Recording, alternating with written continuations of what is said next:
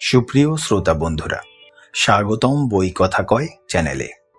আজ আমরা নিয়ে এসেছি আমি মেজর ডালিম বলছি, বইটির চতুর্থ পর্ব। এই পর্বে আমরা তুলে ধরব সেই সময়ের গুরুত্বপূর্ণ কিছু অধ্যায়, যা আমাদের মুক্তিযুদ্ধের ইতিহাসের এক একটি স্বর্ণালী পৃষ্ঠা।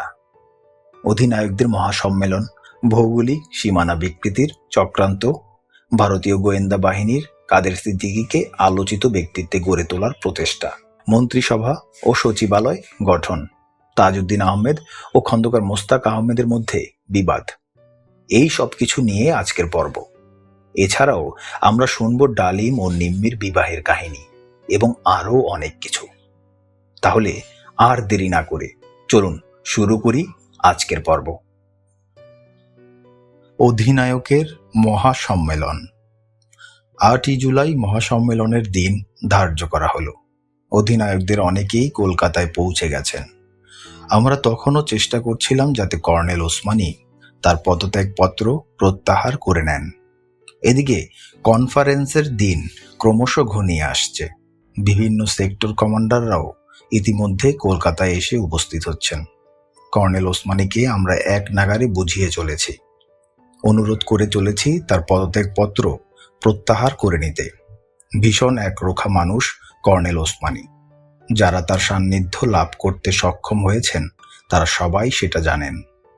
অত্যন্ত আত্মসম্মানবোধী এবং অভিমানী তিনি। নীতির প্রশ্নে জীবনে কেউই তাকে আপোস করাতে সক্ষম হয়নি। নূর ও আমাকে তিনি ভীষণভাবে স্নেহ করতেন। বকাও খেয়েছি অনেক, কোনো সময় অযৌক্তিকভাবেও বটে। তবুও তার জীবনের শেষ দিনটি পর্যন্ত তার যে আন্তরিক ভালোবাসা আমি পেয়েছি তা ভাষায় প্রকাশ করা সম্ভব নয়। সেটা এক অমূল্য অনুভূতি।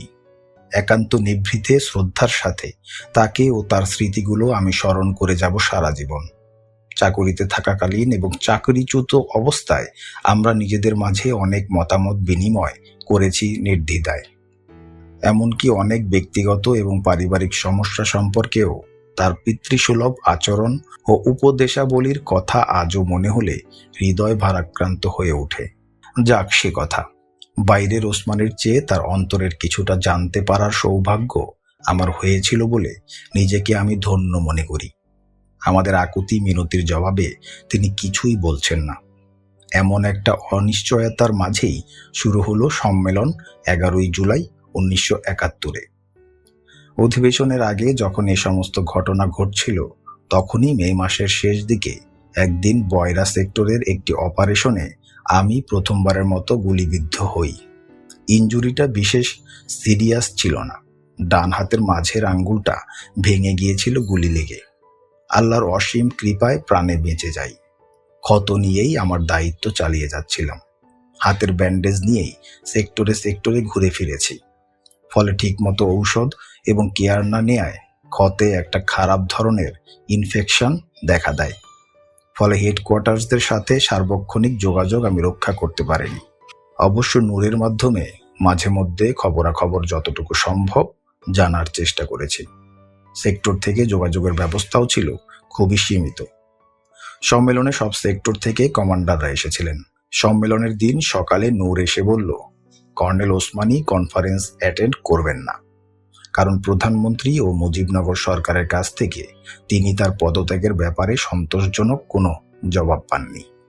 সেক্ষেত্রে তার পক্ষে সম্মেলন উপস্থিত হওয়াটা হবে অসম্মানজনক। তাছাড়া সম্মেলনে সবাই তাকে পদত্যাগের কারণও জিজ্ঞাসা করতে পারেন। পদত্যাগের সঠিক কারণ এই মুহূর্তে সবাইকে জানানোটা সমীচীন মনে করছেন না কর্নেল ওসমানী। নূর এই খবরটা আমাকে জানিয়ে অনুরোধ করল সমস্ত ব্যাপারটা গোপন রাখতে। মুজিবনগর সরকারের প্রতিক্রিয়া দেখে কর্নেল ওসমানী তার পরবর্তী পদক্ষেপ ঠিক করবেন আভাস পেলাম। থিয়েটার রোডেই কনফারেন্স শুরু হলো। সবাই উপস্থিত। জনাব তাজউদ্দিন আহমেদ প্রধানমন্ত্রী ও প্রতিরক্ষা মন্ত্রী হিসাবে হাজির হলেন। বাংলাদেশ মুক্তিবাহিনীর সেনা প্রধান হিসেবে ওসমানী অনুপস্থিত। তিনি জানিয়েছেন বিশেষ কারণবশত তার পক্ষে সম্মেলনে উপস্থিত হওয়া সম্ভব নয়, কিন্তু নিয়ম অনুযায়ী কর্নেল ওসমানীর উপস্থিতি সেখানে ছিল অপরিহার্য। কিন্তু তিনি নেই দেখে সবার কাছে ব্যাপারটা খুবই অস্বাভাবিক মনে হলো। যাই হোক, জনাব তাজউদ্দিন লম্বা চওড়া ভাষণ শুরু করলেন। তার ভাষণে তিনি সবাইকে জানালেন, সেক্টর কমান্ডারদের অনাস্থাবশত কর্নেল ওসমানী পদত্যাগপত্র দাখিল করেছেন। উপস্থিত সবাই প্রধানমন্ত্রীর এই ঘোষণা শুনে স্তম্ভিত হয়ে গেলেন। কথাটা এতই আকস্মিক এবং অপ্রত্যাশিত ছিল যে কমান্ডারদের মধ্যে ভীষণ উত্তেজনার সৃষ্টি হলো। কর্নেল ওসমানীর উপর কমান্ডারদের আস্থা নেই, এই কথা প্রধানমন্ত্রী কি করে জানলেন সে বিষয়ে অনেকেই প্রশ্ন উত্থাপন করলেন। প্রধানমন্ত্রী পরিষ্কার কোনো জবাব দিতে পারলেন না। বাকবিতণ্ডার মাঝে অল্প সময়ের মধ্যেই তাকে কনফারেন্স হল ত্যাগ করে চলে যেতে হলো। সম্মেলন স্থগিত রাখার সিদ্ধান্ত নিলেন মুক্তিযোদ্ধা কমান্ডাররা। কর্নেল ওসমানী সবার কাছে, বিশেষ করে বাঙালি বীর যোদ্ধাদের কাছে অত্যন্ত শ্রদ্ধেয় ব্যক্তি। তার উপর অনাস্থা এনেছেন কারা, সে রহস্য উদ্ঘাটন না হওয়া পর্যন্ত কোনো কনফারেন্স হবে না বলে সিদ্ধান্ত গৃহীত হলো প্রধানমন্ত্রীর অবর্তমানেই। এই অবস্থার সুযোগ গ্রহণ করে আমি ও নূর, মেজর জিয়া, মেজর খালেদ মোশাররফ এবং উইং কমান্ডার বাশারকে একান্তভাবে কর্নেল ওসমানীর পদত্যাগের আসল কারণ খুলে বললাম। আমরা এটাও তাদের বুঝিয়ে বললাম, কর্নেল ওসমানীর এ ধরনের স্ট্যান্ডে অস্থায়ী সরকার ও ভারতীয় কর্তৃপক্ষের নীল নকশা বাস্তবায়নের ক্ষেত্রে বাধার সৃষ্টি হয়েছে।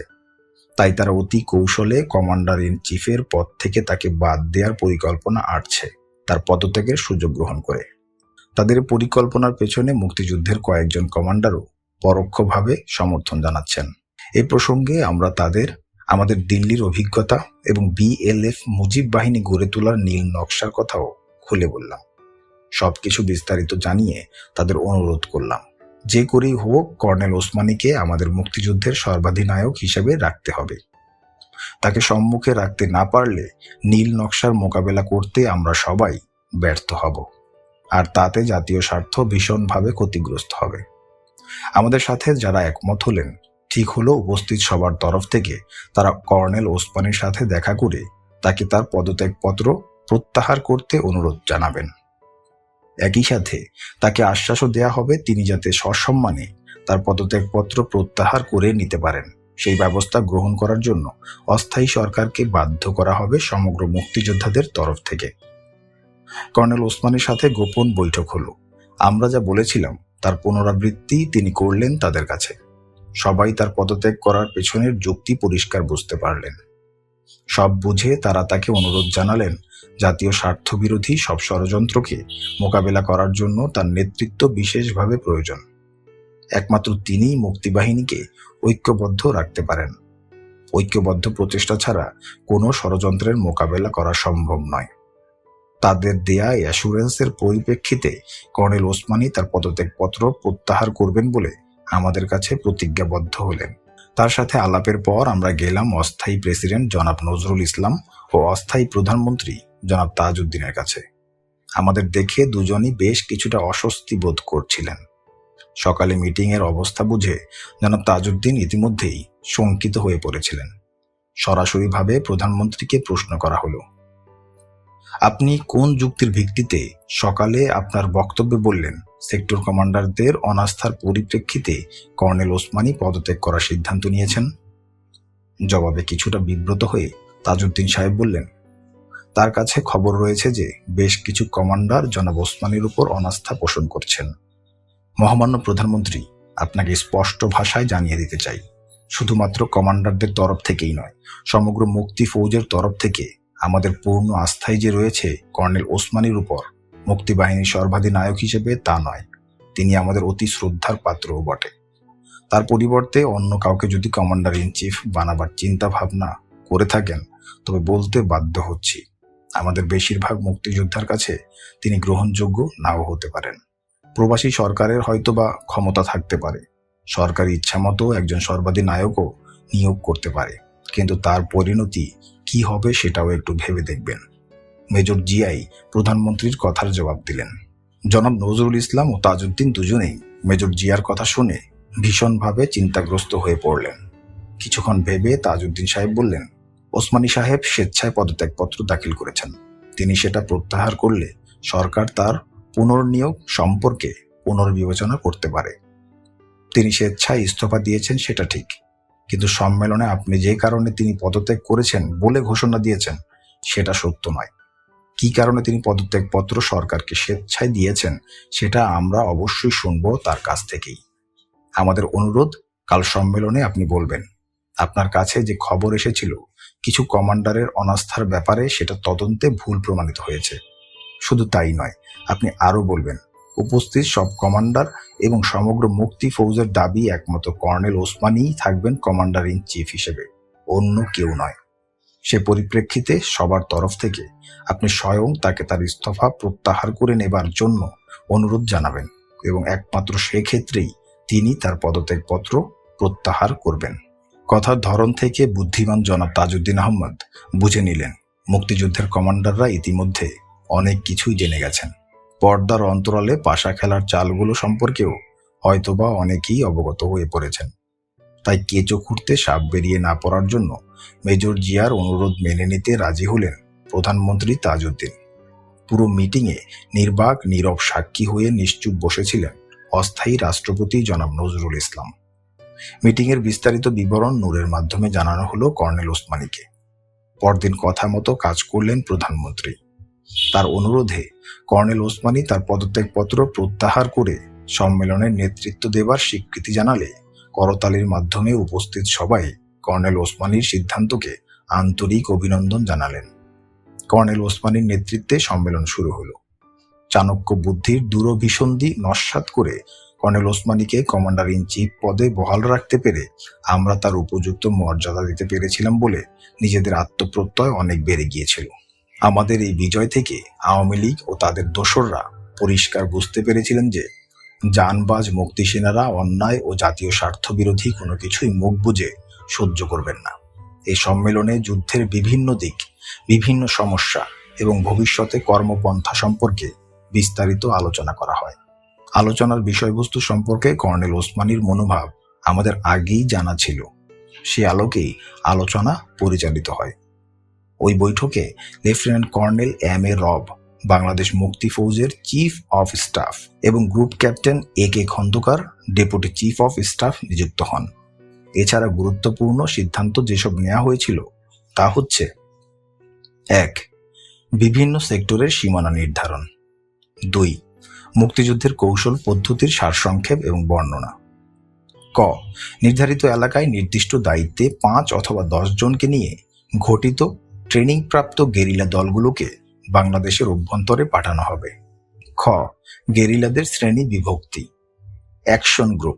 এই গ্রুপের সদস্যরা শত্রুর বিরুদ্ধে সরাসরি তবে গেরিলা হামলা চালাবে। তারা শতকরা 50 থেকে 100 ভাগ হাতিয়ার বহন করবে। গোয়েন্দা সেনা। এই গ্রুপের গেরিলারা হেডকোয়ার্টার্সের অধীনে প্রতিষ্ঠিত গোয়েন্দা বিভাগের নির্দেশে কার্যক্রম পরিচালনা করবে। এরা সাধারণত সম্মুখ সংঘর্ষে জড়িত হবে না। এদের মূল দায়িত্ব হবে খবরাখবর সংগ্রহ করা। এদের কাছে শতকরা 30 থেকে 50 ভাগের বেশি অস্ত্র থাকবে না। গেরিলা ঘাঁটি। প্রতিটি গেরিলা ঘাঁটি সেক্টর ট্রুপসের দ্বারা রক্ষিত হবে। প্রতিটি ঘাঁটিতে গেরিলাদের জন্য থাকা খাওয়ার ব্যবস্থা এবং ট্রেনিং এর ব্যবস্থা থাকবে। প্রত্যেক ঘাঁটিতে গেরিলাদের রাজনৈতিকভাবে সচেতন করে তোলার জন্য একজন রাজনৈতিক নেতা থাকবেন। তার দায়িত্ব হবে বিভিন্ন কর্মপদ্ধতির মাধ্যমে পাকিস্তানিদের মানসিকভাবে দুর্বল করে দেয়া এবং একই সঙ্গে বাঙালিরা যেন মানসিক সাহস ও শক্তি হারিয়ে না ফেলে সেদিকে লক্ষ্য রাখা।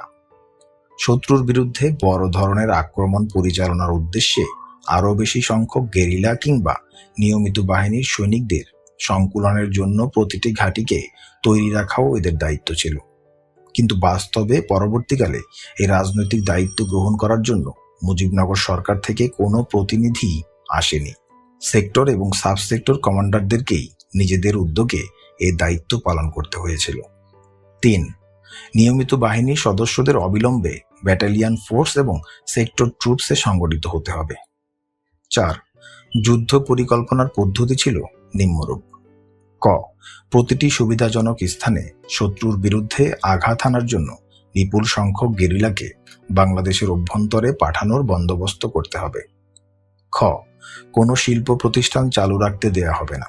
বিদ্যুতের খুঁটি, সাবস্টেশন প্রভৃতি ধ্বংস করে বিদ্যুৎ সরবরাহ অচল করে দিতে হবে। গ. কোনো কাঁচামাল কিংবা উৎপাদিত পণ্য রপ্তানি করতে দেয়া হবে না। এ সমস্ত জিনিস যে সমস্ত গুদামে থাকবে সেগুলো ধ্বংস করে দিতে হবে। কোনো কাঁচামাল কিংবা উৎপাদিত পণ্য রপ্তানি করতে দেয়া হবে না। এই সমস্ত জিনিস যে সমস্ত গুদামে থাকবে সেগুলো ধ্বংস করে দিতে হবে। ঘ, শত্রুপক্ষের সৈন্য ও সামরিক সরঞ্জাম, রসদপত্র আনা নেয়ার জন্য ব্যবহারযোগ্য যানবাহন, রেলপথ, নৌযান, রাস্তা, পুল প্রভৃতি পরিকল্পিতভাবে ধ্বংস করতে হবে। ম, রণকৌশলগত পরিকল্পনা এভাবে করতে হবে যাতে শত্রুরা ছত্রভঙ্গ হয়ে পড়তে বাধ্য হয়। চ, শত্রুদের ছত্রভঙ্গ করার পর তাদের বিচ্ছিন্ন গ্রুপগুলোর উপর গেরিলারা মরণপণ আঘাত হানবে। এই সম্মেলনে বাংলাদেশকে নিম্নোক্ত 11টি সেক্টরে বিভক্ত করা হয়। 1 নং সেক্টর, চট্টগ্রাম, পার্বত্য চট্টগ্রাম এবং নোয়াখালী জেলার অংশবিশেষ মুহুরী নদীর পূর্ব এলাকা নিয়ে এই সেক্টর গঠিত হয়। সমগ্র সেক্টরকে 5টি সাবসেক্টরে ভাগ করা হয়। মেজর জিয়া সেক্টর কমান্ডার নিয়োজিত হন। এ সেক্টরের মোট সৈন্য সংখ্যা ছিল 2100। এর মধ্যে 1500 ইপিআর, 200 পুলিশ, 300 সামরিক বাহিনী এবং নৌ ও বিমান বাহিনীর সদস্য সংখ্যা ছিল প্রায় 100। এখানে গেরিলাদের সংখ্যা ছিল প্রায় 20,000। এদের মধ্যে 8,000কে অ্যাকশন গ্রুপ হিসাবে গড়ে তোলার সিদ্ধান্ত নেওয়া হয়। শতকরা 35 ভাগ অস্ত্রশস্ত্র ও গোলা বারুদ দেয়া হয় এই সেক্টরকে। 2 নং সেক্টর, কুমিল্লা, ফরিদপুর জেলা, নোয়াখালী ও ঢাকার অংশবিশেষ নিয়ে এ সেক্টর গঠিত হয়। সেক্টর কমান্ডার নিযুক্ত হন মেজর খালেদ মোশাররফ। সেক্টরটিকে 6টি সাবসেক্টরে বিভক্ত করা হয়। সমগ্র সেক্টরে নিয়মিত বাহিনীর সংখ্যা ছিল প্রায় 4,000। গেরিলা ছিল 30,000। 3 নং সেক্টর, মৌলভীবাজার, ব্রাহ্মণবাড়িয়া, নারায়ণগঞ্জ, কেরানীগঞ্জ নিয়ে এই সেক্টর গঠিত হয়। সেক্টরটিকে 10টি সাবসেক্টরে ভাগ করা হয়। গেরিলাদের সংখ্যা ছিল 10,000। সেক্টর কমান্ডার নিযুক্ত হন মেজর শফিউল্লাহ। 4 নং সেক্টর, উত্তরে সিলেট সদর এবং দক্ষিণে হবিগঞ্জ থানার মধ্যবর্তী সমস্ত অঞ্চল নিয়ে গঠিত হয় 4 নং সেক্টর। সেক্টর কমান্ডার নিযুক্ত হন মেজর চিত্তরঞ্জন দত্ত। সেক্টরটিকে 6টি সাবসেক্টরে বিভক্ত করা হয়। নিয়মিত বাহিনীর সংখ্যা ছিল প্রায় 3,000। গেরিলা ছিল প্রায় 12,000। 5 নং সেক্টর, সিলেট জেলার উত্তরাঞ্চল নিয়ে গঠিত হয় এই সেক্টর। কমান্ডার নিযুক্ত হন মেজর মীর শওকত আলী। নিয়মিত বাহিনীর সংখ্যা ছিল প্রায় 800। গেরিলা ছিল প্রায় 5,000। সেক্টরটিকে 6টি সাবসেক্টরে বিভক্ত করা হয়। 6 নং সেক্টর, এই সেক্টর রংপুর এবং দিনাজপুর নিয়ে গঠিত হয়। Wing commander M.K. বাশার নিযুক্ত হন সেক্টর কমান্ডার হিসেবে। সাবসেক্টর 5টি। নিয়মিত বাহিনী সংখ্যা প্রায় 1200। গেরিলা ছিল প্রায় 6,000। 7 নং সেক্টর, রাজশাহী, পাবনা, বগুড়া জেলা এবং দিনাজপুর জেলার অংশবিশেষ নিয়ে গঠিত হয় এ সেক্টর। সেক্টর কমান্ডার নিযুক্ত হন মেজর নাজমুল হক। সাবসেক্টরের সংখ্যা 8টি। সৈন্য সংখ্যা প্রায় 2,000। গেরিলা প্রায় 8,000। 8 নং সেক্টর, কুষ্টিয়া, যশোর এবং খুলনার অংশবিশেষ নিয়ে এই সেক্টর গঠন করা হয়। 15ই জুলাই পর্যন্ত সেক্টর কমান্ডার ছিলেন মেজর M.A. ওসমান চৌধুরী। পরবর্তীকালে মেজর ওসমানকে হেডকোয়ার্টার্সে বদলি করে নিয়ে আসা হয়। পাকিস্তান থেকে পালিয়ে আসার পর মেজর মঞ্জুর 8 নং সেক্টরের দায়িত্বভার গ্রহণ করেন। নিয়মিত বাহিনীর সংখ্যা ছিল প্রায় 3,000। গেরিলা প্রায় 8,000। সাবসেক্টরের সংখ্যা 7টি। 9 নং সেক্টর, বরিশাল, পটুয়াখালী, খুলনার অংশবিশেষ, ফরিদপুরের একাংশ নিয়ে এ সেক্টর গঠিত হয়। সেক্টর কমান্ডার ছিলেন মেজর M.A. জলিল। সাবসেক্টরের সংখ্যা 8টি। নিয়মিত বাহিনীর সংখ্যা ছিল প্রায় 1,500। গেরিলা প্রায় 15,000। 10 নং সেক্টর, এ সেক্টরের কোনো আঞ্চলিক সীমানা ছিল না। নৌ কমান্ডোরাই এ সেক্টরের অধীনে ছিল। শত্রুপক্ষেও টার্গেট ধ্বংস করার জন্য প্রয়োজন মতো বিভিন্ন সেক্টরে গ্রুপ গঠন করে তাদের নির্দিষ্ট দায়িত্বে পাঠানো হবে সেই সিদ্ধান্তই নেওয়া হয়। তাদের দায়িত্ব সম্পন্ন করার জন্য সার্বিক সহযোগিতা করার নির্দেশ দেওয়া হয় সেক্টর কমান্ডারদের। দায়িত্ব সম্পন্ন করার পর নৌ কমান্ডোরা সব আবার তাদের মূল আস্তানা 10 নং সেক্টরে ফিরে আসবে ঠিক করা হয়। 11 নং সেক্টর, এ সেক্টর ছিল বাংলাদেশের উত্তর পশ্চিম অঞ্চল এবং তুরা ও গারো অঞ্চল নিয়ে। কমান্ডার নিযুক্ত হন মেজর তাহের। সাব সেক্টর ছিল 8টি। গেরিলা সংখ্যা 25,000। এই সম্মেলনে সেক্টরসমূহ সম্পর্কে সিদ্ধান্ত নেবার পর মুক্তি ফৌজের সৈনিকদেরকেও নিম্নলিখিত ক্যাটাগরিতে পুনর্গঠিত করার সিদ্ধান্ত নেওয়া হয়। নিয়মিত বাহিনী। 25শে মার্চ রাতের শ্বেত সন্ত্রাসের পর East Bengal regiment, EPR, police, Ansar, Mujahid corps এবং অন্যান্য সামরিক ও প্রতিরক্ষা বাহিনীর বাঙালি সদস্যদের নামকরণ করা হয় নিয়মিত বাহিনী। বিশেষ ফোর্স।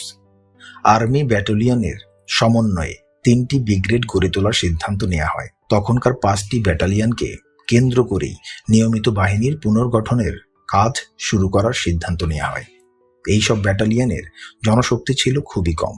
প্রত্যেক সেক্টর থেকে উপযুক্ত লোক সংগ্রহ করে এদের শক্তি বৃদ্ধি করার লক্ষ্যে ক্রমান্বয়ে নতুন আরও ব্যাটালিয়ন দাঁড় করানোর সিদ্ধান্ত হয়। এগুলোকে পরে ব্রিগেড গ্রুপে সংগঠিত করার সিদ্ধান্ত গৃহীত হয়।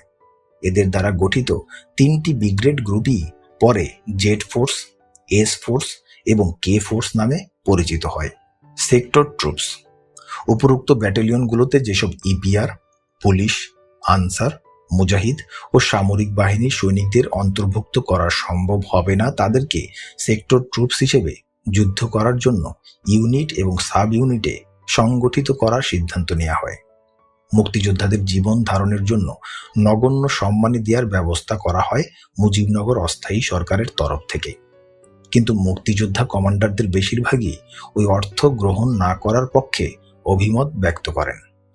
অনিয়মিত বাহিনী অথবা ফ্রিডম ফাইটার্স, সংক্ষেপে এফএফ। গেরিলা হিসেবে শত্রুর বিরুদ্ধে যুদ্ধ করার জন্য যাদের ট্রেনিং দেওয়া হতো তাদের বলা হতো অনিয়মিত বাহিনী, গণবাহিনী অথবা ফ্রিডম ফাইটার্স। প্রথম পর্যায়ে অনেক ক্ষেত্রেই তাদের মধ্যে নিয়ম শৃঙ্খলার অভাব ছিল। সঠিক রাজনৈতিক প্রশিক্ষণ এবং কঠোর সংগ্রামী জীবনযাপনের মধ্য দিয়ে তাদের সুশৃঙ্খল গেরিলা হিসেবে গড়ে তোলার সিদ্ধান্ত নেওয়া হয়। গণবাহিনীর সদস্যদের ট্রেনিংকালে সামান্য পকেট খরচা এবং বাংলাদেশের ভেতরে পাঠাবার সময় প্রথমবার তাদের কিছু রাহা খরচ দেওয়ার সিদ্ধান্ত গৃহীত হয়। এরপর তাদের বিশাল জনসমুদ্রে মিশে গিয়ে তাদেরই একজন হয়ে শত্রুর মোকাবেলা করার প্রশিক্ষণ দেওয়ার সিদ্ধান্ত নেওয়া হয়। আমাকে, ক্যাপ্টেন সালাউদ্দিন, লেফটেন্যান্ট মতি ও লেফটেন্যান্ট নূরকে আগের দায়িত্বেই বহাল রাখা হয়। কনফারেন্সে কমান্ডারদের নিয়মিত এবং অনিয়মিত বাহিনীর সাংগঠনিক কাঠামো এবং সদস্য সংখ্যা হিসাব করে তাদের জন্য কাপড় চোপড়, রেশন, অস্ত্র, গোলাবারুদ, ওয়্যারলেস সেট, টেলিফোন, অতি আবশ্যকীয় রসদপত্রের তালিকা তৈরি করে মুজিবনগর সরকারের কাছে পেশ করতে বলা হয়। অস্থায়ী সরকার চাহিদা অনুযায়ী ভারত সরকারের কাছ থেকে জিনিসগুলো সংগ্রহ করবে সেই কথাই জানানো হয়েছিল মিটিংয়ে। মুক্তিযোদ্ধাদের জন্য কয়েকটি ফিল্ড হাসপাতাল গড়ার সিদ্ধান্ত নেওয়া হয়েছিল। এছাড়া সেক্টর এবং সাব সেক্টরগুলোতেও চিকিৎসা কেন্দ্র খোলার সিদ্ধান্ত গৃহীত হয়। কনফারেন্সে কর্নেল ওসমানী সবাইকে জানালেন, ইতিমধ্যে পাকিস্তান থেকেও বাঙালি সামরিক বাহিনীর অফিসাররা পালিয়ে আসার চেষ্টা এবং উদ্যোগ নিচ্ছে। এপ্রিল মাসে 3 জনের সর্বপ্রথম দলটির মাঝে রয়েছি আমি, লেফটেন্যান্ট মতি ও লেফটেন্যান্ট নূর। আমাদের কাছ থেকে জানা তথ্যের ভিত্তিতে তিনি আরও বলেছিলেন, অনেক বাঙালি অফিসারই স্বাধীনতা যুদ্ধে যোগ দেবার জন্য পালিয়ে আসার সুযোগ খুঁজছে, কিন্তু সীমান্ত পার হয়ে ভারতে পালিয়ে এসে তারপর যুদ্ধে যোগ দেওয়ার কাজটি খুবই বিপজ্জনক। বিশেষ করে পাকিস্তানে পরিবার পরিজন নিয়ে যারা বসবাস করছে তাদের জন্য তো বটেই। তাছাড়া বাংলাদেশের স্বাধীনতা সংগ্রামের প্রতি ভারত সরকারের মনোভাব কি সে সম্পর্কে সঠিক ধারণা করতে না পারায় অনেকেই পালিয়ে ভারতে আসতে ভরসা পাচ্ছে না। তাদের এই ব্যাপারে প্রকৃত অবস্থা বর্ণনা করে স্বাধীনতা সংগ্রামে যোগদান করার আহ্বান জানানো হয়েছে বিশেষ যোগাযোগ ব্যবস্থার মাধ্যমে। পাকিস্তান থেকে অফিসাররা চলে আসছে জানতে পেরে সকলেই খুশি হলেন। আমাদের উষ্ণ অভিনন্দন জানানো হলো। অস্ত্রশস্ত্র এবং রসদপত্র সংগ্রহের ব্যাপারে পরে আমাদের হয়েছিল তিক্ত অভিজ্ঞতা। কখনোই আমরা প্রয়োজন অনুযায়ী অস্ত্রশস্ত্র, গোলাবারুদ এবং রসদপত্র পাইনি। যা পেয়েছি তার পরিমাণ চাহিদার তুলনায় খুবই সামান্য। নিঃসন্দেহে এই সমস্যার কারণে আমাদের যুদ্ধের প্রথম অবস্থায় শত্রুর হাতে মার খেতে হয়েছিল অনেক ক্ষেত্রে। পরবর্তীকালে কমান্ডাররা ক্রমান্বয়ে নিজেরাই সব ব্যাপারে স্বয়ংসম্পূর্ণ হবার আপ্রাণ প্রচেষ্টা চালিয়ে মুক্তিযুদ্ধকে এগিয়ে নিয়ে যান। শত্রুপক্ষ থেকে ছিনিয়ে নেয়া অস্ত্রই ছিল আমাদের হাতিয়ারের মূল উৎস। এতে করে আমাদের 5 মিশালি হাতিয়ার নিয়ে যুদ্ধ করতে হয়। ফলে গোলাবারুদ নিয়ে আমাদের নিদারুণ সংকটে পড়তে হতো। যানবাহনের সমস্যা ছিল অতি প্রকট। আমরা সম্পূর্ণভাবে বাংলাদেশ থেকে নিয়ে আসা এবং মুক্তাঞ্চল থেকে রক্ষা করা গাড়িগুলোর উপরই নির্ভরশীল ছিলাম। এদের রক্ষণাবেক্ষণের দায়িত্বও নিতে হয় কমান্ডারদেরকেই। আমাদের চিকিৎসার সমস্যা ছিল প্রকট।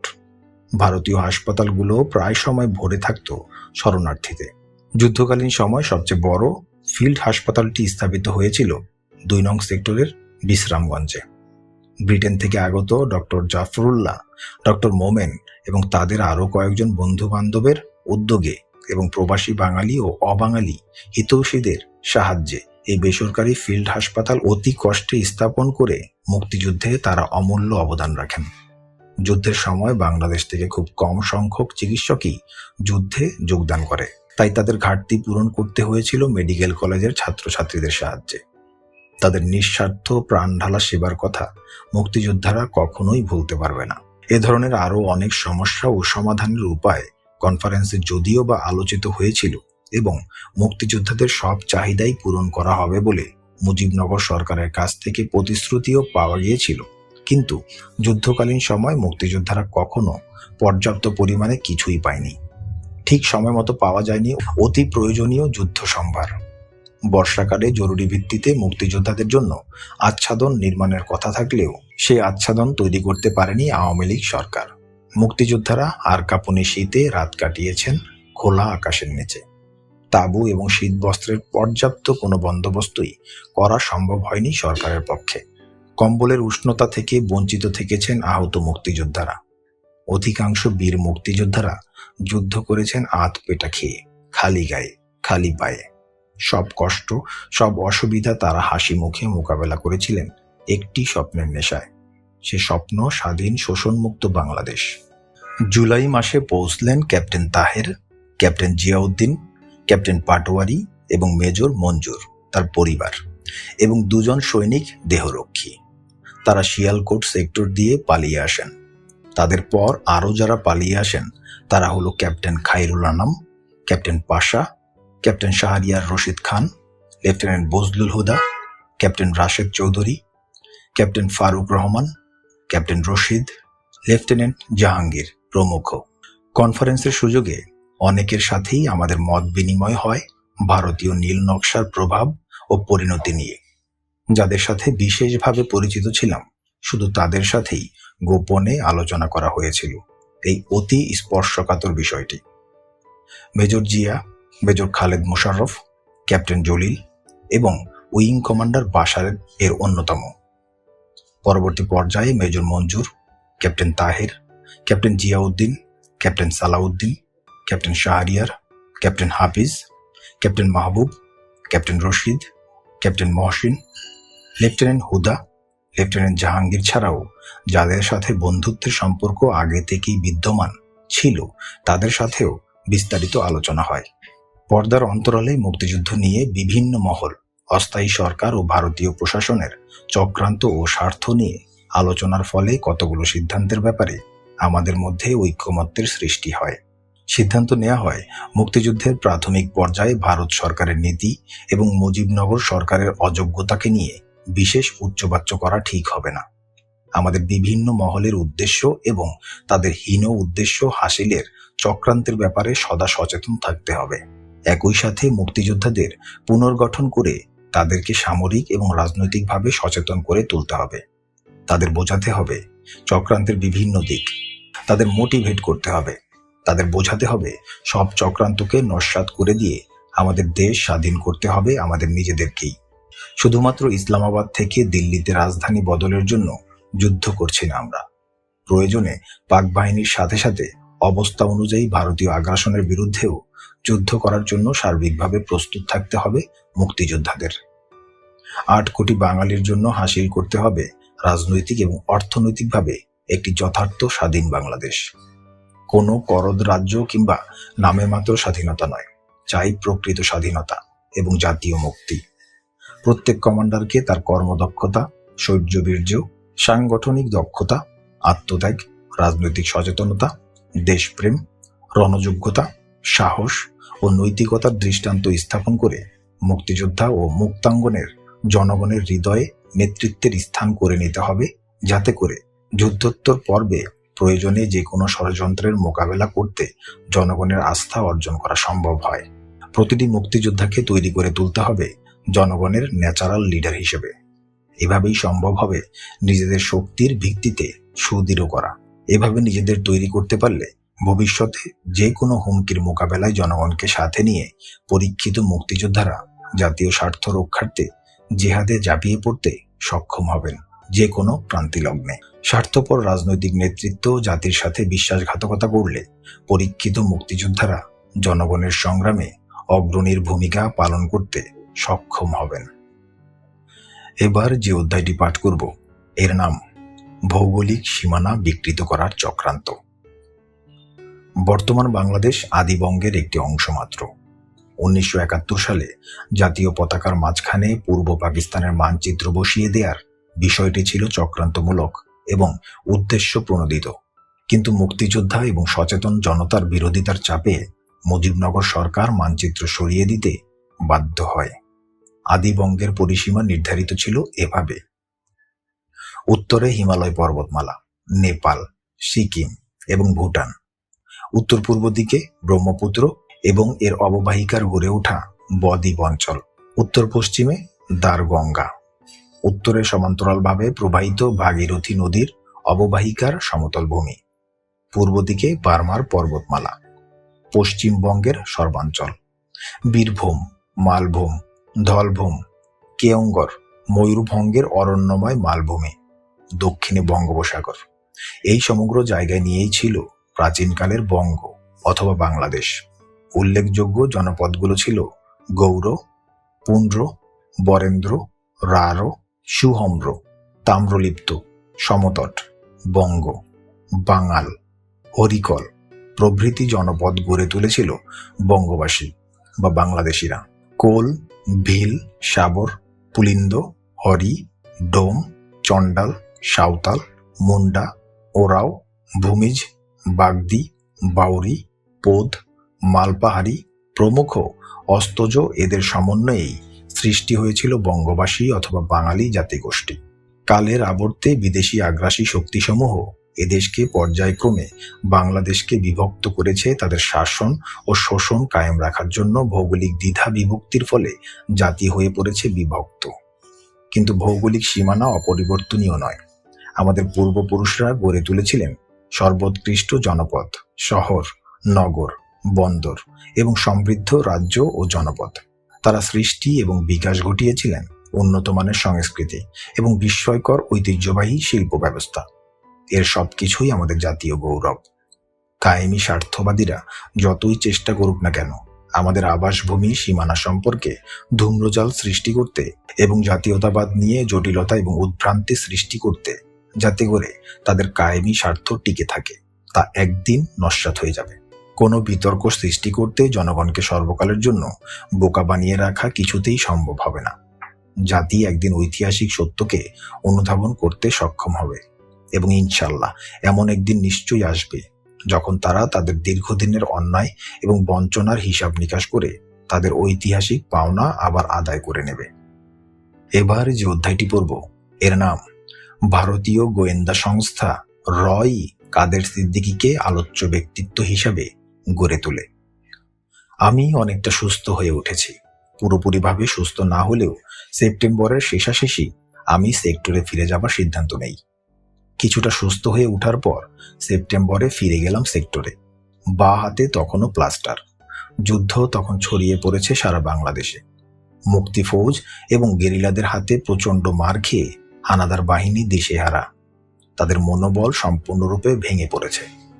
তীব্র গেরিলা অভিযানে ভীত সন্ত্রস্ত হয়ে খান সেনারা তখন বড়সড় শহরে ডিফেন্সিভ পজিশনে বাধ্য হয়ে নিজেদের গুটিয়ে নিয়েছে। শহরগুলো ছাড়া সারা বাংলাদেশ তখন বিশাল এক মুক্তাঙ্গন। গেরিলারা প্রায় পুরো দেশই তাদের অবাধ বিচরণ ভূমিতে পরিণত করেছেন। তাদের সফল তৎপরতায় বাংলাদেশের স্বাধীনতা ইতিমধ্যেই সময় সাপেক্ষে একটি বাস্তবতায় পরিণত হয়েছে। মুক্তি ফৌজের সাহস উদ্যম এবং সাংগঠনিক শক্তি ক্রমশ বেড়ে চলেছে। প্রধান প্রধান শহরগুলো, এমনকি ঢাকা শহরেও প্রকাশ্য দিবালোকে অসীম সাহসিকতার সাথে একটার পর একটা সফল অভিযান করে চলেছে বীর মুক্তিযোদ্ধারা। নাস্তানাবুদ বেসামাল খান সেনারা মুক্তিদের সর্বদা তটস্থ অবস্থায় থাকছে। বিশেষ করে রাতের আধার ওদের জন্য হয়ে উঠেছে না বিশ্বাসের কারণ। জানবাজ মুক্তিযোদ্ধাদের অভূতপূর্ব সাফল্যের খবরগুলো বিদেশি প্রচার মাধ্যমগুলোতে শিরোনামে প্রকাশিত হচ্ছে প্রায় প্রতিদিন। আমাদের মোরাল ভীষণ হাই। ইতিমধ্যে বিএলএফ এর ট্রেনিং প্রাপ্ত সদস্যরা দেশের ভিতরে বিভিন্ন স্ট্র্যাটেজিক পয়েন্টে অবস্থান নিয়েছে। তাদের অস্ত্রশস্ত্র মুক্তি ফৌজের তুলনায় অনেক উঁচু মানের। এ সত্ত্বেও খান সেনাদের বিরুদ্ধে সম্মুখ সংঘাতে তেমন একটা অংশগ্রহণ করছে না তারা। পক্ষান্তরে অনেক জায়গায় জনগণের উপর অন্যায় জুলুম, চাঁদাবাজি এবং লুটপাট করছিল তারা। সেই সমস্ত খবর পাচ্ছিলাম আমরা। তাদের ওই ধরনের কার্যকলাপে বাধা দেবার কালে অনেক জায়গায় মুক্তি ফৌজের যোদ্ধাদের সাথে তাদের সংঘর্ষ হচ্ছিল। এই সময় হঠাৎ করে ভারতীয় প্রচার মাধ্যমগুলো কাদের সিদ্দিকী নামক এক বিএলএফ সদস্য সম্পর্কে ফলাও করে প্রচারণা শুরু করে, এমনভাবে যেন শুধুমাত্র কাদের সিদ্দিকী মুক্তিযুদ্ধ করছে। এই ধরনের প্রচারণায় আমরা কিছুটা বিস্মিত হলাম। পাকিস্তান আমলে প্রথম ইস্ট বেঙ্গল রেজিমেন্টের এই সৈনিক নায়েক কাদের সিদ্দিকীকে ডিসিপ্লিনারি চার্জে শাস্তিমূলকভাবে চাকুরি থেকে বরখাস্ত করা হয়েছিল। মুক্তিযুদ্ধে তার তেমন কোনো বিশেষ ভূমিকার কথাও শোনা যায়নি। সেক্ষেত্রে তাকে নিয়ে এতটা হইচই কি উদ্দেশ্যে করা হচ্ছে সেটা ঠিক বুঝতে পারলাম না। একইভাবে মাঝে মেজর খালেদ মোশাররফকেও ফোকাসে আনার চেষ্টা চলেছিল কিছুদিন। পক্ষান্তরে মেজর জিয়া তার প্রাপ্য মর্যাদা কখনোই পাননি প্রবাসী ও ভারত সরকারের কাছ থেকে।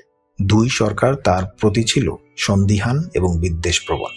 কালুরঘাট থেকে দেশবাসীর প্রতি স্বতঃস্ফূর্তভাবে স্বাধীনতার যে উদাত্ত আহ্বান তিনি জানিয়েছিলেন তাকে মেনে নিতে পারেনি আওয়ামী সরকার। এবার যে অধ্যায়টি পাঠ করব এর নাম মন্ত্রিসভা এবং সচিবালয় গঠন করা হলো। তরুণ আমলারা মুজিবনগর সচিবালয়ে যোগদানে অসম্মতি জানায়। জুলাই আগস্ট মাসে প্রবাসী সরকার সেই পুরনো ঔপনিবেশিক ধাঁচেই বিভিন্ন মন্ত্রণালয় এবং সচিবালয় গড়ে তোলার সিদ্ধান্ত নেয়। সে সমস্ত আমলারা সীমান্ত পেরিয়ে কলকাতায় আশ্রয় নিয়েছিল। তাদের নিয়েই গঠিত হয়েছিল এ সমস্ত আমলাতান্ত্রিক সংগঠন। সেক্টর এবং সাব সেক্টরগুলোর মতো এ সমস্ত সংগঠনেও ভারতীয় প্রতিপক্ষ নিয়োগ করা হয়েছিল।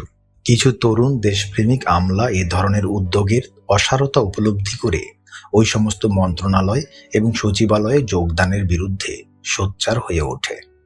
পরিবর্তে তারা মুক্তিযোদ্ধাদের সাথে যোগদান করে প্রত্যক্ষভাবে যুদ্ধ করার সিদ্ধান্ত নেন। জনাব তৌফিক এলাহী চৌধুরী এবং জনাব কামাল সিদ্দিকী ছিলেন তাদের মধ্যে অন্যতম। পররাষ্ট্রমন্ত্রী জনাব খন্দকার মোস্তাক আহমেদ তার মন্ত্রণালয় স্থাপন করলেন সার্কাস এভিনিউতে। পুরো মিশনটাই তখন থেকে পররাষ্ট্র মন্ত্রণালয়ের প্রধান দপ্তর হিসেবে কাজ করে যাচ্ছিল। পররাষ্ট্র সচিব ছিলেন জনাব মাহবুবুল আলম চাষী, খন্দকার মোস্তাক আহমেদের একান্ত সচিব জনাব কামাল সিদ্দিকী। এছাড়া সার্কাস এভিনিউতে জনাব তাহির উদ্দিন ঠাকুর এবং জনাব মওদুদ আহমেদ বহির্বিশ্বের সাথে এবং বিদেশি সাংবাদিকদের সাথে যোগাযোগ রক্ষা করার জন্য একটি তথ্য সেল খুলেছিলেন। সেটি পররাষ্ট্র মন্ত্রণালয়ের যোগসাজশে পরিচালিত হতো। আইনজীবী হিসেবে আগরতলা ষড়যন্ত্র মামলায় জনাব মওদুদ আহমেদ আওয়ামী লীগের পক্ষে কৌশলী হয়ে যথেষ্ট কাজ করেছিলেন। তবুও প্রবাসী সরকারের কাছ থেকে তিনি তার উদ্যোগের কোনো স্বীকৃতি পাননি। এই ব্যাপারে বিশেষ দুঃখ প্রকাশ করে জনাব মওদুদ আহমেদ প্রধানমন্ত্রী তাজউদ্দিন আহমেদকে একটি নিবেদন পত্রও লিখেছিলেন। তিনি চাইছিলেন স্বীয় উদ্যোগে স্বাধীনতা সংগ্রামের পক্ষে তিনি যা কিছুই করছিলেন প্রবাসী সরকার তার স্বীকৃতি দিয়ে তাকেও কোনো একটা বড়সড় পদে বহাল করুক। কিন্তু তার সে আশা পূরণ করেনি মুজিবনগর সরকার অজানা কোনো কারণবশত। এবার যে অধ্যায়টি পাঠ করব এর নাম তাজউদ্দিন আহমদ এবং খন্দকার মোস্তাক আহমেদের মধ্যে বিরোধ দেখা দেয়। শুরু থেকেই নীতি নির্ধারণের ক্ষেত্রে প্রবাসী সরকারের প্রধানমন্ত্রী এবং পররাষ্ট্রমন্ত্রীর মধ্যে মতপার্থক্য হতে থাকে। ভারত সরকার যে কোনো কারণেই হোক খন্দকার মোস্তাক আহমেদের প্রতি সন্তুষ্ট ছিলেন না। ইতিমধ্যে থিয়েটার রোডের প্রধানমন্ত্রী সচিবালয়ের সাথে পররাষ্ট্র মন্ত্রণালয়ের বিরোধিতার কথা প্রকাশ হয়ে পড়তে থাকে। নীতিগত অনেক বিষয়েই জনাব তাজউদ্দিন ও তার পররাষ্ট্রমন্ত্রীর মাঝে ব্যবধান গড়ে উঠতে থাকে। ভারতীয় সরকারও জনাব মোস্তাকের প্রতি বিরূপ হয়ে ওঠে। বাজারে গুজব ছড়িয়ে পড়ে যে জনাব খন্দকার মোস্তাক আহমেদ গোপনে সিআইএ এর মাধ্যমে আমেরিকার সাথে যোগাযোগ রক্ষা করে চলেছেন। অস্থায়ী সরকারের অলক্ষ্যে আমেরিকার মধ্যস্থতায় তিনি নাকি পাকিস্তান সরকার ও শেখ মুজিবের সাথে আলোচনার মাধ্যমে পূর্ব পাকিস্তান সমস্যার একটি গ্রহণযোগ্য রাজনৈতিক সমাধান খুঁজে পাবার চেষ্টায় আছেন। তার এই উদ্যোগের পেছনে আওয়ামী লীগের দক্ষিণপন্থী বেশ একটা বড় প্রভাবশালী অংশের সমর্থনও নাকি রয়েছে। এ ধরনের গুজব ছড়িয়ে পড়ার অল্প কিছুদিনের মধ্যেই জেনারেল ইয়াহিয়া খান সাধারণ ক্ষমা ঘোষণা করলেন। তার এই ঘোষণাকে কেন্দ্র করে মুজিবনগর সরকারের রাজনৈতিক নেতাদের মাঝে ভীষণ আলোড়ন সৃষ্টি হলো। নেতাদের অনেকেই তখন পর্যন্ত মুক্তিযুদ্ধ করে সহসা বা কোনোদিনই দেশ স্বাধীন করা যাবে কিনা এ বিষয়ে বিশেষ সন্দেহ পোষণ করতেন। তাদের মনোভাব ছিল এরূপ, যা হবার তা তো হয়েই গেছে, আখের যতটুকু গোছাবার তাও বেশ গুছিয়ে ফেলা হয়েছে, সেক্ষেত্রে যত তাড়াতাড়ি সম্ভব দেশে ফিরতে না পারলে গোছানো সম্পদ ভোগ করা যাবে না। তাই ইয়াহিয়া খানের সাধারণ ক্ষমার সুযোগটা বিশেষ গুরুত্বের সাথে বিবেচনা করা উচিত। তারা কলকাতায় বেশ আরামায়েশেই সময় কাটাচ্ছিলেন, কিন্তু ক্রমান্বয়ে তাদের অসৎ উপায়ে লুটপাট করার কথা প্রকাশ পেয়ে যাচ্ছিল। এতে তাদের সম্মানেরই শুধু হানি হচ্ছিল তা নয়, তাদের অনেকের প্রতি বিক্ষুব্ধ হয়ে পড়ছিলেন মুক্তিযোদ্ধারা। তারা যেখানে অনাহারে অস্ত্রহীন বস্ত্রহীন অবস্থায় দেশকে স্বাধীন করার জন্য জীবন বাজি রেখে রণাঙ্গনে লড়ছেন, তখন এ সমস্ত অসৎ রাজনীতিবিদ ও লুটেরার দল লুটপাটের বেসুমার টাকায় বিলাসী জীবনযাপন করে বাঙালিদের বদনাম করছিলেন অতি নির্লজ্জভাবে। এই অপমান মুক্তিযোদ্ধারা কিছুতেই মেনে নিতে পারছিলেন না। ইয়াহিয়া খানের সাধারণ ক্ষমার সুযোগ নিতে যাচ্ছেন আওয়ামী লীগের অনেক সদস্যই। তারা বাংলাদেশের অনিশ্চিত ভবিষ্যৎ নিয়ে দোদুল্য মনতায় ভুগছেন। অনেকেই আবার ভারতীয় নীল নকশার কথা আঁচ করতে পেরে শঙ্কিত হয়ে পড়ছেন। কিন্তু তাদের ফিরে যাবার পথে মূল বাধা হয়ে দাঁড়িয়েছে ইন্দিরা সরকার। ভারত সরকার কিছুতেই চাচ্ছে না বাংলাদেশ প্রবাসী সরকার ইয়াহিয়া সরকারের সাথে কোনরূপ রাজনৈতিক আপোষের চেষ্টা করুক। তাদের চাপের মুখে প্রবাসী সরকারের পক্ষ থেকে জনাব তাজউদ্দিন প্রকাশ্যে ঘোষণা দিতে বাধ্য হলো, ইয়াহিয়া সরকারের সাধারণ ক্ষমা প্রবাসী সরকারের পক্ষে গ্রহণ করা সম্ভব নয়। মুক্তিযোদ্ধারাও সংগ্রামের এই পর্যায়ে কোন রকম আপোষের বিরোধিতা করছিলেন। তারা চাইছিলেন দীর্ঘস্থায়ী সংগ্রামের মাধ্যমে বাংলাদেশকে স্বাধীন করতে। এইভাবেই সার্বিক অবস্থা ক্রমশ জটিল হয়ে উঠেছিল। হঠাৎ একদিন জানতে পারলাম পররাষ্ট্রমন্ত্রী মোস্তাক আহমেদ আমেরিকা যাচ্ছেন লন্ডন হয়ে এক সফরে। বাংলাদেশের ভবিষ্যৎ নিয়ে জাতিসংঘ প্রধান এবং অন্যান্য রাষ্ট্রপ্রধান, বিশেষ করে পশ্চিমা দেশগুলোর রাষ্ট্রনায়কদের সাথে তিনি মত বিনিময় করে বাংলাদেশের সংগ্রামের প্রতি তাদের সমর্থন আদায় করার চেষ্টা করবেন তিনি এ সফরকালে। অতএব তার এই সফর হবে খুবই গুরুত্বপূর্ণ।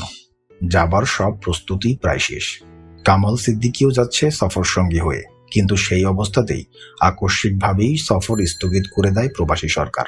কামাল সিদ্দিকীও যাচ্ছে সফর সঙ্গী হয়ে, কিন্তু সেই অবস্থাতেই আকস্মিকভাবেই সফর স্থগিত করে দেয় প্রবাসী সরকার।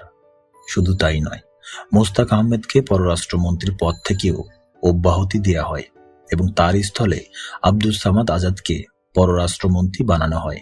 জনাব মাহবুব আলম চাষীকেও সরিয়ে দেওয়া হয় পররাষ্ট্র সচিবের দায়িত্ব থেকে। এই ধরনের পরিবর্তনের কারণ সম্পর্কে সবকিছুই চেপে যায় তাজউদ্দিন সরকার, কিন্তু পরে সব গোপনীয়তাই ফাঁস হয়ে যায়। জানা যায় ভারতীয় গোয়েন্দা সংস্থা নাকি জানতে পারে যে জনাব মোস্তাক আহমেদ গোপনে মার্কিন গোয়েন্দা সংস্থার মাধ্যমে ইয়াহিয়া খান এবং শেখ মুজিবের সাথে যোগাযোগ রক্ষা করে চলেছিলেন। তার লন্ডন সফরের উদ্দেশ্য ছিল মার্কিন সরকারের মধ্যস্থতায় শেখ মুজিব এবং ইয়াহিয়া সরকারের সাথে একটা চূড়ান্ত ফয়সালা করে বাংলাদেশ সম্পর্কে একটি রাজনৈতিক সমাধানে পৌঁছা। এই চক্রান্তের খবর পেয়েই জনাব তাজউদ্দিন ভারত সরকারের নির্দেশেই ওই পদক্ষেপ নিতে বাধ্য হন। আরও তথ্য জানা যায়, খন্দকার মোস্তাক আহমেদ, ইয়াহিয়া সরকার এবং মার্কিন সরকারের ত্রিপাক্ষিক ওই সমঝোতা আলোচনার প্রতি শেখ মুজিবুর রহমানের সমর্থন ছিল।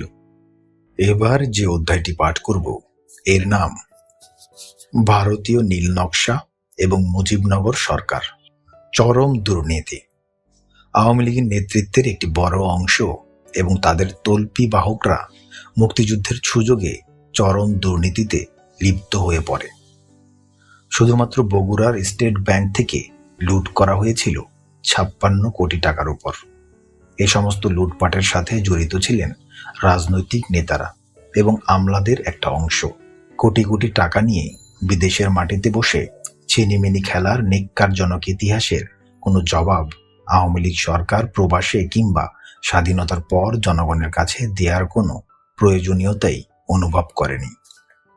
মন গড়া হিসাবের ফিরিস্তি দিয়ে লুটপাটের কলঙ্ক মোছা যায় না। সংগ্রামকালের লুটপাটের সম্পদে রাতারাতি রাজনৈতিক নেতারা, তাদের পরিবার পরিজনরা এবং চিহ্নিত কিছু আমলা আঙুল ফুলে কলা গাছ হয়েছিলেন। বাড়ি গাড়ি সম্পদের পাহাড় গড়ে তুলেছিলেন ওই সমস্ত অসৎ ব্যক্তিরা। সেই সমস্ত রহস্য সময়ের সাথে ক্রমান্বয়ে জনগণের সম্মুখে পরিষ্কার হয়ে উঠছিল। সংগ্রামকালের এক পর্যায়ে ক্ষুব্ধ মুক্তিযোদ্ধারা একবার সিদ্ধান্ত গ্রহণ করেছিলেন যে মুক্তিযুদ্ধ এগিয়ে নেয়ার জন্য সর্বপ্রথম এ সমস্ত অসৎ ব্যক্তিদের নেতৃত্ব থেকে সরিয়ে ফেলা দরকার। এ ব্যাপারে কর্নেল ওসমানের সাথে কথাও হয়েছিল। তাকে বোঝানো হয়েছিল এ সমস্ত অসৎ নেতৃত্বের অধীনে মুক্তিযুদ্ধ পরিচালিত হওয়ায় বিশ্ব পরিসরে সংগ্রামের ভাবমূর্তি ক্ষুণ্ণ হচ্ছে। শুধু তাই নয়, তাদের পার্থিব লোভ লালসা এবং চারিত্রিক দুর্বলতার সুযোগ গ্রহণ করে প্রয়োজনে সম্পূর্ণ জাতিকেই ব্ল্যাকমেইল করা সম্ভব হবে অতি সহজেই। সব শুনে তিনি বলেছিলেন, অভিযোগ যুক্তিসম্পন্ন, কিন্তু তবুও বিদেশের মাটিতে নিজেদের মাঝে কাটাকাটি শুরু করলে মূল উদ্দেশ্য থেকে আমরা দূরে সরে যাব। অবশ্যই এ সমস্ত অসৎ ব্যক্তিদের শাস্তি পেতে হবে, কিন্তু সেটা দেয়া হবে স্বাধীন বাংলাদেশে প্রকাশ্যে গণ আদালতে। তার কথা মেনে নিয়েছিলেন মুক্তিযোদ্ধারা। কিন্তু স্বাধীন বাংলাদেশে গণ আদালত তো দূরের কথা, কোনো কোর্ট আদালতেও ওই সমস্ত অপরাধীদের বিচার হয়নি। কারণ এই সমস্ত অসৎ কার্যক্রমের সাথে প্রশাসনের প্রায় সব রুই কাতলাই জড়িত ছিলেন। রক্ষক যখন ভক্ষক হয়ে ওঠে তখন অবস্থা বেসামাল হয়ে পড়ে। স্বাধীনতার পর বাংলাদেশের অবস্থাও হয়েছিল ঠিক তাই। লুটপাট চুরিচামারির বিচারের পরিবর্তে এই সমস্ত জাতীয় স্বার্থ বিরোধী কার্যকলাপের মাত্রা গিয়েছিল অনেক বেড়ে। কর্নেল ওসমানের কথা শুধু কথা হয়েই থেকে যায়। স্বাধীনতার লগ্ন থেকেই কোনো ব্যাপারেই ন্যায়সঙ্গত কোনো বিচার পায়নি জাতি স্বৈরাচারী শাসক গোষ্ঠীর কাছ থেকে। শুধু পেয়েছে অন্যায়, অবিচার, জুলুম, নির্যাতন, প্রতারণা ও বঞ্চনা। লুটপাট সমিতির কার্যকলাপে কিভাবে মুক্তিযুদ্ধের তথা সমস্ত বাঙালি জাতির ভাবমূর্তি ক্ষুণ্ণ হচ্ছিল তার কয়েকটি বিবরণ নিচে দেয়া হলো। লুটপাট সমিতির সদস্যরা তখন কলকাতার অভিজাত পাড়াগুলোতে এবং বিশেষ করে পার্ক স্ট্রিটের হোটেল, বার এবং রেস্তোরাঁগুলোতে তাদের বেহিসাবি খরচার জন্য জয় বাংলার শেড বলে পরিচিত। যেখানেই তারা যান মুক্ত হস্তে বেসুমার খরচ করেন, থাকেন বিলাসবহুল ফ্ল্যাট কিংবা হোটেলে। সন্ধ্যার পর hotel Grand, Princess Max, Trincas, Blue Fox, Moulin Rouge, Hindustan International প্রভৃতি বার রেস্টুরেন্টগুলো জয় বাংলার শেঠদের ভিড়ে জমে ওঠে। দামি পানীয় ও খাবারের সাথে সাথে পাশ্চাত্য সঙ্গীতের আমেজে রঙিন হয়ে ওঠে তাদের আয়েশি জীবন। বয় বাবুর্চিরাও তাদের আগমনে ভীষণ খুশি হন। এমনই একজন নেতা তার দলবল নিয়ে প্রত্যেক দিন হোটেল গ্র্যান্ডের বারে মদ্যপান করতেন। তিনি বগুড়া ব্যাংক লুটের টাকার একটা বিরাট অঙ্ক কবজা করেছেন কোনোভাবে। তার কাছে রয়েছে প্রায় 4 কোটি টাকা। একদিন মধ্যরাতে তিনি হোটেল বারে গিয়ে মদ পরিবেশন করার জন্য বারম্যানদের হুকুম দেন। বারম্যানরা কাচুমাচু হয়ে তাকে জবাব দেয় সময় শেষ হয়ে যাওয়ায় বার বন্ধ করে দেয়া হয়েছে। জবাব শুনে ক্ষিপ্ত হয়ে উঠেন বাঙালি শেঠ। টলমল অবস্থায় চিৎকার করে বলতে থাকেন তিনি হোটেলটাই পুরো কিনে নিতে চান। বেসামাল কিন্তু শাসালো খদ্দের, তাই বারম্যানরা চুপ করে সবকিছু হজম করে যাচ্ছিল। শেঠ আবল তাবল বকে পরে একজন বারম্যানকে হুকুম দেন, কাল বার খোলার সময় থেকে বন্ধ করা আগ পর্যন্ত তিনি ও তার সঙ্গীগণ ছাড়া অন্য কাউকে মদ পরিবেশন করা যাবে না, তারাই শুধু থাকবেন বারে। তার হুকুম শুনে বারম্যান ম্যানেজারকে ডেকে পাঠায়। ম্যানেজার এলে শেঠ তাকে প্রশ্ন করেন, রোজ আপনাদের বারের সেল কত টাকা? ম্যানেজার একটা অঙ্ক তাকে জানায়। শেঠ তখন তাকে তার সিদ্ধান্তের কথা জানিয়ে বলেন পুরো দিনের সেলের টাকাই তিনি পরিশোধ করবেন। পুরো টাকার মদ ওরা খেয়ে শেষ করতে না পারলে বাকি মদ যেন তার বাথরুমের টাবে ভরে দেবার ব্যবস্থা করা হয়। তিনি তাতে গোসল করবেন। ম্যানেজার তার কথা শুনে থ হয়ে গিয়ে মাতালের প্রলাপ মনে করে কোনো রকমে সেখান থেকে কেটে পড়েন। আর একদিন আরেকজন জয় বাংলার শেঠ তার পুত্রের প্রথমবারের মতো জুতো পরার দিনটি উদযাপন করার জন্য ব্লু ফক্স রেস্টুরেন্টে প্রায় 100 জনের একটি শানদার পার্টি দেন। এছাড়া অনেক শেঠরা দিল্লি এবং বোম্বেতে গিয়ে বাড়িঘর কিনতে থাকেন। অনেকে আবার ফিল্ম ইন্ডাস্ট্রিতে বিনিয়োগ করতে আগ্রহী হয়ে ওঠেন। তাদের এই সমস্ত কীর্তিকলাপের ওপর শহীদ জহির রায়হান একটি প্রামাণ্য চিত্র তৈরি করার সিদ্ধান্ত নিয়েছিলেন। তার এ অভিপ্রায়ে অনেকেই ভীষণ অসন্তুষ্ট ছিলেন তার উপর। অনেকে তার এ ঔদ্ধত্যে খেপেও গিয়েছিলেন। তার রহস্যজনক মৃত্যুর পেছনে এটাও একটা কারণ হতে পারে। কোনো এক নায়িকার জন্মদিনে তখনকার দিনে তার এক গুণমুগ্ধ ভক্ত তাকে 9 লক্ষ টাকা দামের হীরের নেকলেস উপহার দিয়েছিলেন। দরগা রোডের বিশুবাবুর বাড়িতে থাকতেন মন্ত্রী পরিষদের পরিবারবর্গ। প্রবাসী সরকারের টাকার প্রায় সবটাই কালো কালো ট্রাঙ্কে ভরে রাখা হয়েছিল বিশুবাবুর বাড়িতে এবং 3 নং সোহরাওয়ার্দী এভিনিউয়ের 3 তলার ছাদের 2 কামরায়। সেখানে থাকতেন অর্থ সচিব জনাব শামসুজ্জামান এবং তার পরিবার ও রাফি আক্তার ডলি। এ টাকার কোনো হিসাব ছিল না। কলকাতার বড় বাজারের মারোয়ারিদের সাহায্যে এগুলোর এক্সচেঞ্জ করা হতো। এই কাজের দালালি করেও অনেকে কোটিপতি হয়ে ওঠেন রাতারাতি। মুক্তিযোদ্ধাদের বেশিরভাগ নিঃস্বার্থ দেশপ্রেমিক হলেও তাদের মধ্যেই কিছু সংখ্যক মুক্তিযোদ্ধা লোভ সংবরণ করতে না পেরে অসৎ হয়ে ওঠেন। কোনো এক সেক্টর কমান্ডার এক পাকিস্তানি সিএসপি অফিসারের অন্তঃসত্ত্বা স্ত্রীকে বেয়োনেটের আঘাতে মেরে তার গা থেকে সোনার অলংকার খুলে নিয়েছিলেন। এমন ঘটনাও ঘটেছে। এ ধরনের কিছু ব্যক্তি নিজেদের মুক্তিযোদ্ধা হিসেবে জাহির করার চেষ্টা করেছেন আজ অবধি, কিন্তু তারা ছিলেন মুক্তিযোদ্ধাদের কলঙ্ক।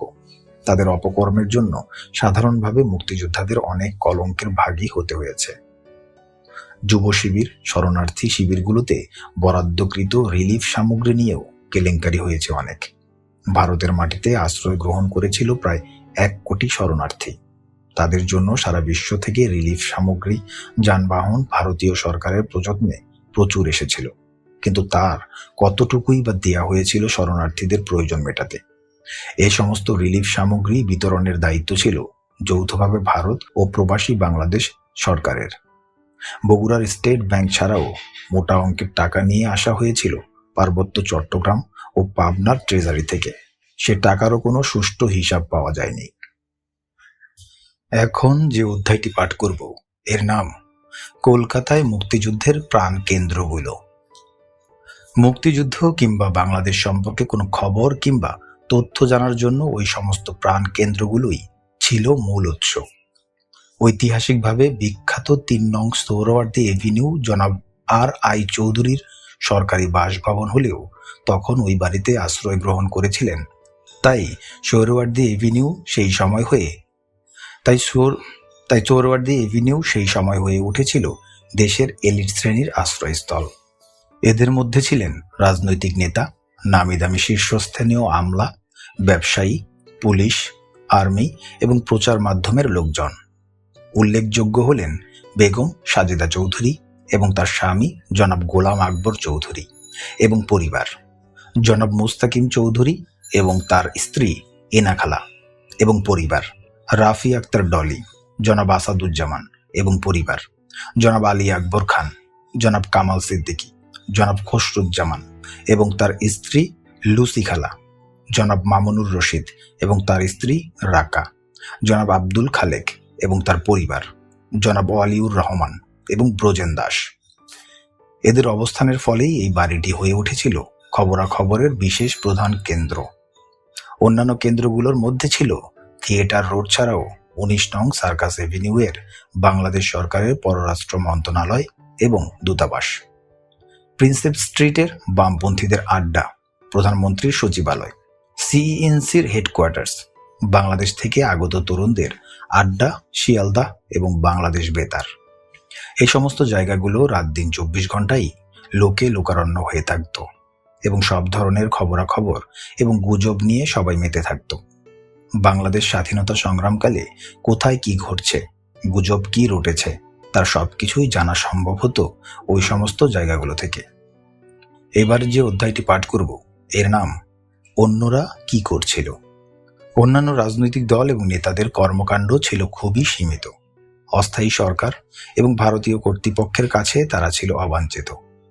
মাওলানা ভাসানী বাংলাদেশ থেকে আসামে পালিয়ে আসার পর থেকেই ভারতীয় সরকারের প্রোটেক্টিভ কাস্টডিতে আটক হয়ে থাকেন।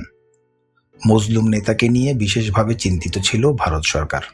প্রত্যক্ষভাবে মুক্তিযুদ্ধে তিনি যাতে কোনো প্রকার নেতৃত্ব দিতে না পারেন তার জন্য অতি সতর্কতার সাথে এই ব্যবস্থা করা হয়েছিল। ভারত সরকার এবং আওয়ামী লীগ কখনো মাওলানাকে বিশ্বাস করতে পারেনি। তার সাথে তার দলীয় নেতা ও কর্মীদেরকেও কোনো প্রকার যোগাযোগ রক্ষা করতে দেয়া হয়নি পুরো 9টি মাস। ভাসানী, ন্যাপের কর্মী ও যুব নেতারা অল্প দিনেই বুঝতে পেরেছিলেন আওয়ামী লীগ, প্রবাসী সরকার এবং ভারতীয় সরকারের কাছে তারা খুব একটা গ্রহণযোগ্য নন।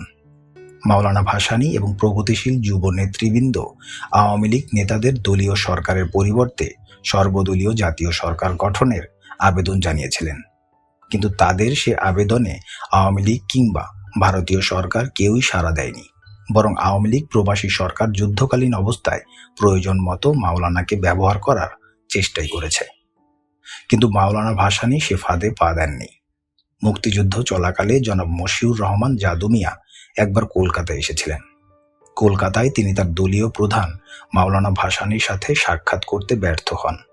তবে তিনি তার দলীয় যুব ও ছাত্র নেতাদের সাথে এক বৈঠকে মিলিত হন। বৈঠকে মত বিনিময়কালে তিনি বুঝতে পারেন ভারতের মাটিতে বসে তিনি কিংবা তার দলীয় কর্মীরা স্বাধীনতার যুদ্ধে তেমন বিশেষ কোনো ভূমিকা রাখতে পারবেন না। তারা ভারত সরকারের কাছ থেকে কোনোরূপ সাহায্যও পাবেন না। তাই তিনি দেশের অভ্যন্তরে গিয়ে গেরিলা যুদ্ধ সংগঠিত করার সিদ্ধান্ত গ্রহণ করেন এবং সেরূপ নির্দেশ কর্মীদের দিয়ে বাংলাদেশে ফিরে যান। কলকাতায় অবস্থানকালে ভারতীয় গোয়েন্দা বিভাগ সর্বক্ষণ তাকে নজরে রাখে। আওয়ামী সরকারও তার আগমনকে সন্দেহের চোখে দেখেছিল। তার চলে যাবার পর মেনন, জাফর, রনরা সম্মিলিতভাবে স্বীয় উদ্যোগে তাদের কর্মীদের মুক্তিযুদ্ধে সংগঠিত করার চেষ্টা করেন। বামপন্থী দলগুলোর বেশিরভাগ নেতারা, বিশেষ করে চীনপন্থী দলগুলোর নেতৃবৃন্দ স্বাধীনতা সংগ্রামের যথার্থ মূল্যায়ন করতে ব্যর্থ হন। তারা এই সংগ্রামকে কুকুরে কুকুরে লড়াই বলে ভুলভাবে আখ্যায়িত করে জাতীয় সংগ্রামকে উপেক্ষা করে শ্রেণী সংগ্রামের লাইন চালিয়ে যাবার প্রচেষ্টা করে জনগণ থেকে বিচ্ছিন্ন হয়ে পড়েন। তবে তাদের মধ্যে কিছু সংখ্যক নেতা তাদের ভুল বুঝতে পেরে পরবর্তীকালে স্বাধীনতার জন্য পাক বাহিনীর বিরুদ্ধে দেশের ভেতরে থেকেই যুদ্ধ পরিচালনা করেছিলেন। 1969 সালের গণ অভ্যুত্থানের পর থেকে বাংলাদেশের রাজনৈতিক সমস্যার ভুল মূল্যায়নের জন্য প্রগতিশীল এবং বামপন্থীরা স্বাধীনতা সংগ্রামে তাদের যথাযথ ভূমিকা রাখতে ব্যর্থ হন। তাদের এই দুর্বলতা এবং ভুল পরবর্তীকালে অনেকেই স্বীকার করেছেন। বাংলাদেশের জাতীয় মুক্তি আজও অনেক পিছিয়ে আছে। তার জন্য আমাদের প্রগতিশীল ও বামপন্থী রাজনীতিবিদদের ব্যর্থতা অনেকাংশে দায়ী। ভারতের মস্কোপন্থীরা যেভাবে ভারতের রাজনীতিতে কংগ্রেসের লেজুর বৃত্তি করে আসছিল, ঠিক সেভাবেই বাংলাদেশের তথাকথিত মস্কোপন্থীরা সংগ্রামের সময় পুরোপুরিভাবে আওয়ামী লীগ সরকারের লেজুর বৃত্তি করেছিল। প্রভূতের ইঙ্গিতে তাদের নিয়ে বিশ্ববাসীকে দেখাবার জন্য তথাকথিত 5টি রাজনৈতিক দলের সমন্বয়ে 8 সদস্যের একটি উপদেষ্টা কমিটিও গঠন করেছিল প্রবাসী আওয়ামী লীগ সরকার। এবার যে অধ্যায়টি পাঠ করব এর নাম অস্থায়ী সরকার জোনাল অ্যাডমিনিস্ট্রেটর নিয়োগের সিদ্ধান্ত নেয়। MNA, MPA এবং আমলারা সুরক্ষিত স্বর্গ কলকাতা ছাড়তে নারাজ হলেন, তাই পরিকল্পনাও গেল ভেস্তে। প্রবাসী সরকার মুক্তিযুদ্ধের উপর নিয়ন্ত্রণ কায়েমের জন্য মুক্তাঞ্চলে বেসামরিক প্রশাসন প্রতিষ্ঠা করার জন্য বহু মিটিং এবং আলোচনার পর সিদ্ধান্ত গ্রহণ করে যে মুক্তাঞ্চলে বেসামরিক প্রশাসন প্রতিষ্ঠার দায়িত্ব নির্বাচিত জনপ্রতিনিধিদের এবং মুজিবনগরে অবস্থিত আমলাদের নিতে হবে। কিন্তু এই সিদ্ধান্ত বাস্তবায়িত হয়নি, কারণ যুদ্ধক্ষেত্রে কিংবা মুক্ত এলাকায় MNA, MPA এবং কলকাতাবাসী আমলাদের অধিকাংশই যেতে রাজি হননি। ফলে তাদের সব দায়িত্বই বহন করতে হয়েছিল সেক্টর এবং সাব সেক্টর কমান্ডারদের।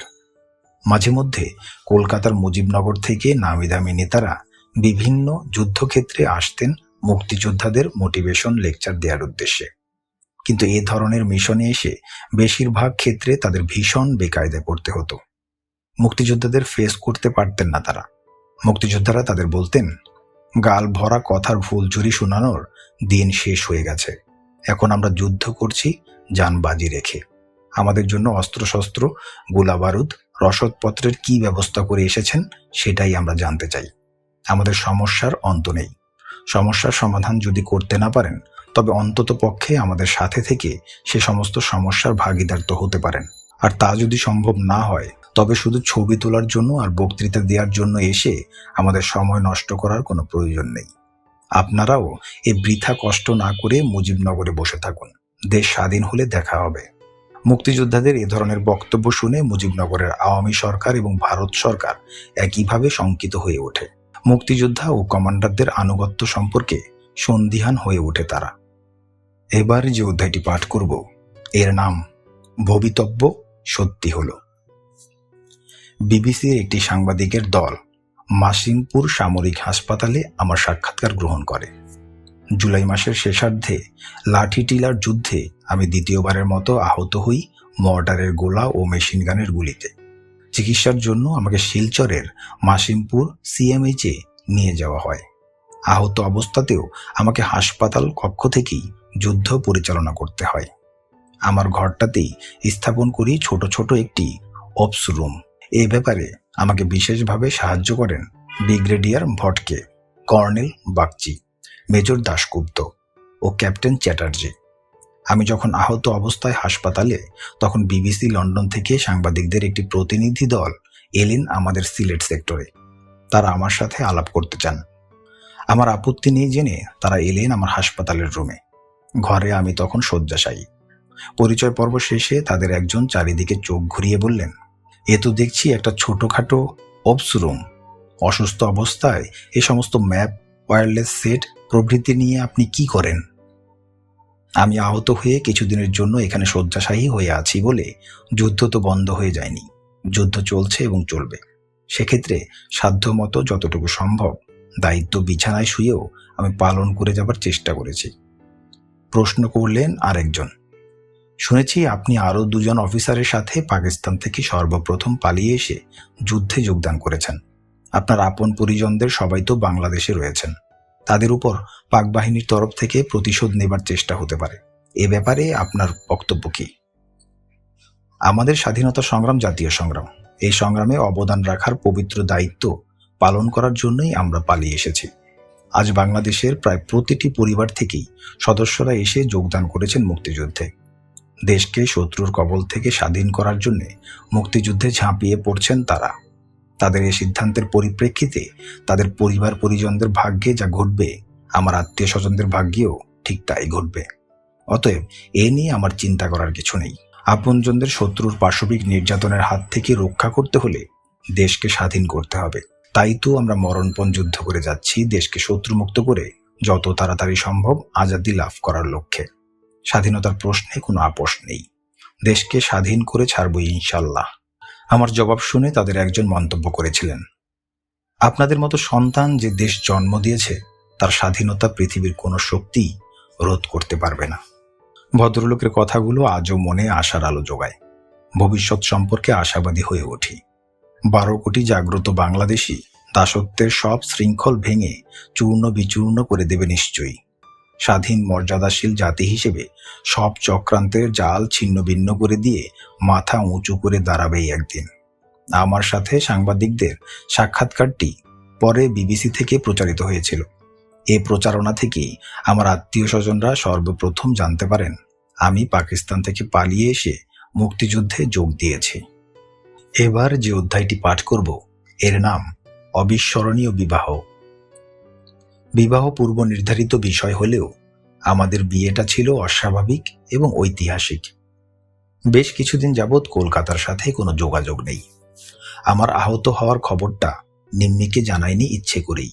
বেচারি অযথা চিন্তিত হয়ে পড়বে খবরটা শুনে।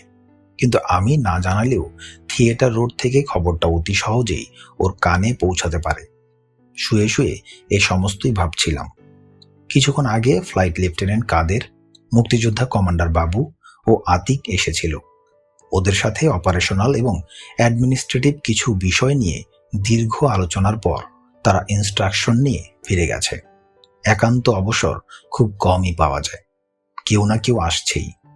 মুক্তিযোদ্ধাদের বিভিন্ন সমস্যা, বেশ ব্যস্ততার মধ্যেই আমার সময় কেটে যায়। ডাক্তার, নার্সরা অনেক সময় লোকজনদের আসা যাওয়ার ভিড় দেখে আমাকে এসে উপদেশ দেন বিশ্রাম নেবার জন্য।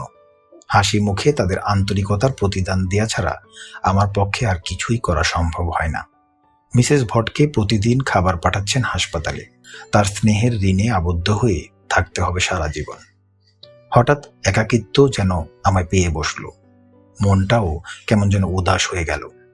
নিম্মিকেই বিশেষ করে মনে পড়ছিল। স্মৃতিমধুর অতীত মনের পর্দায় ভেসে উঠছিল। কিছুক্ষণের জন্য তলিয়ে গিয়েছিলাম অতীত স্মৃতি মন্থনে।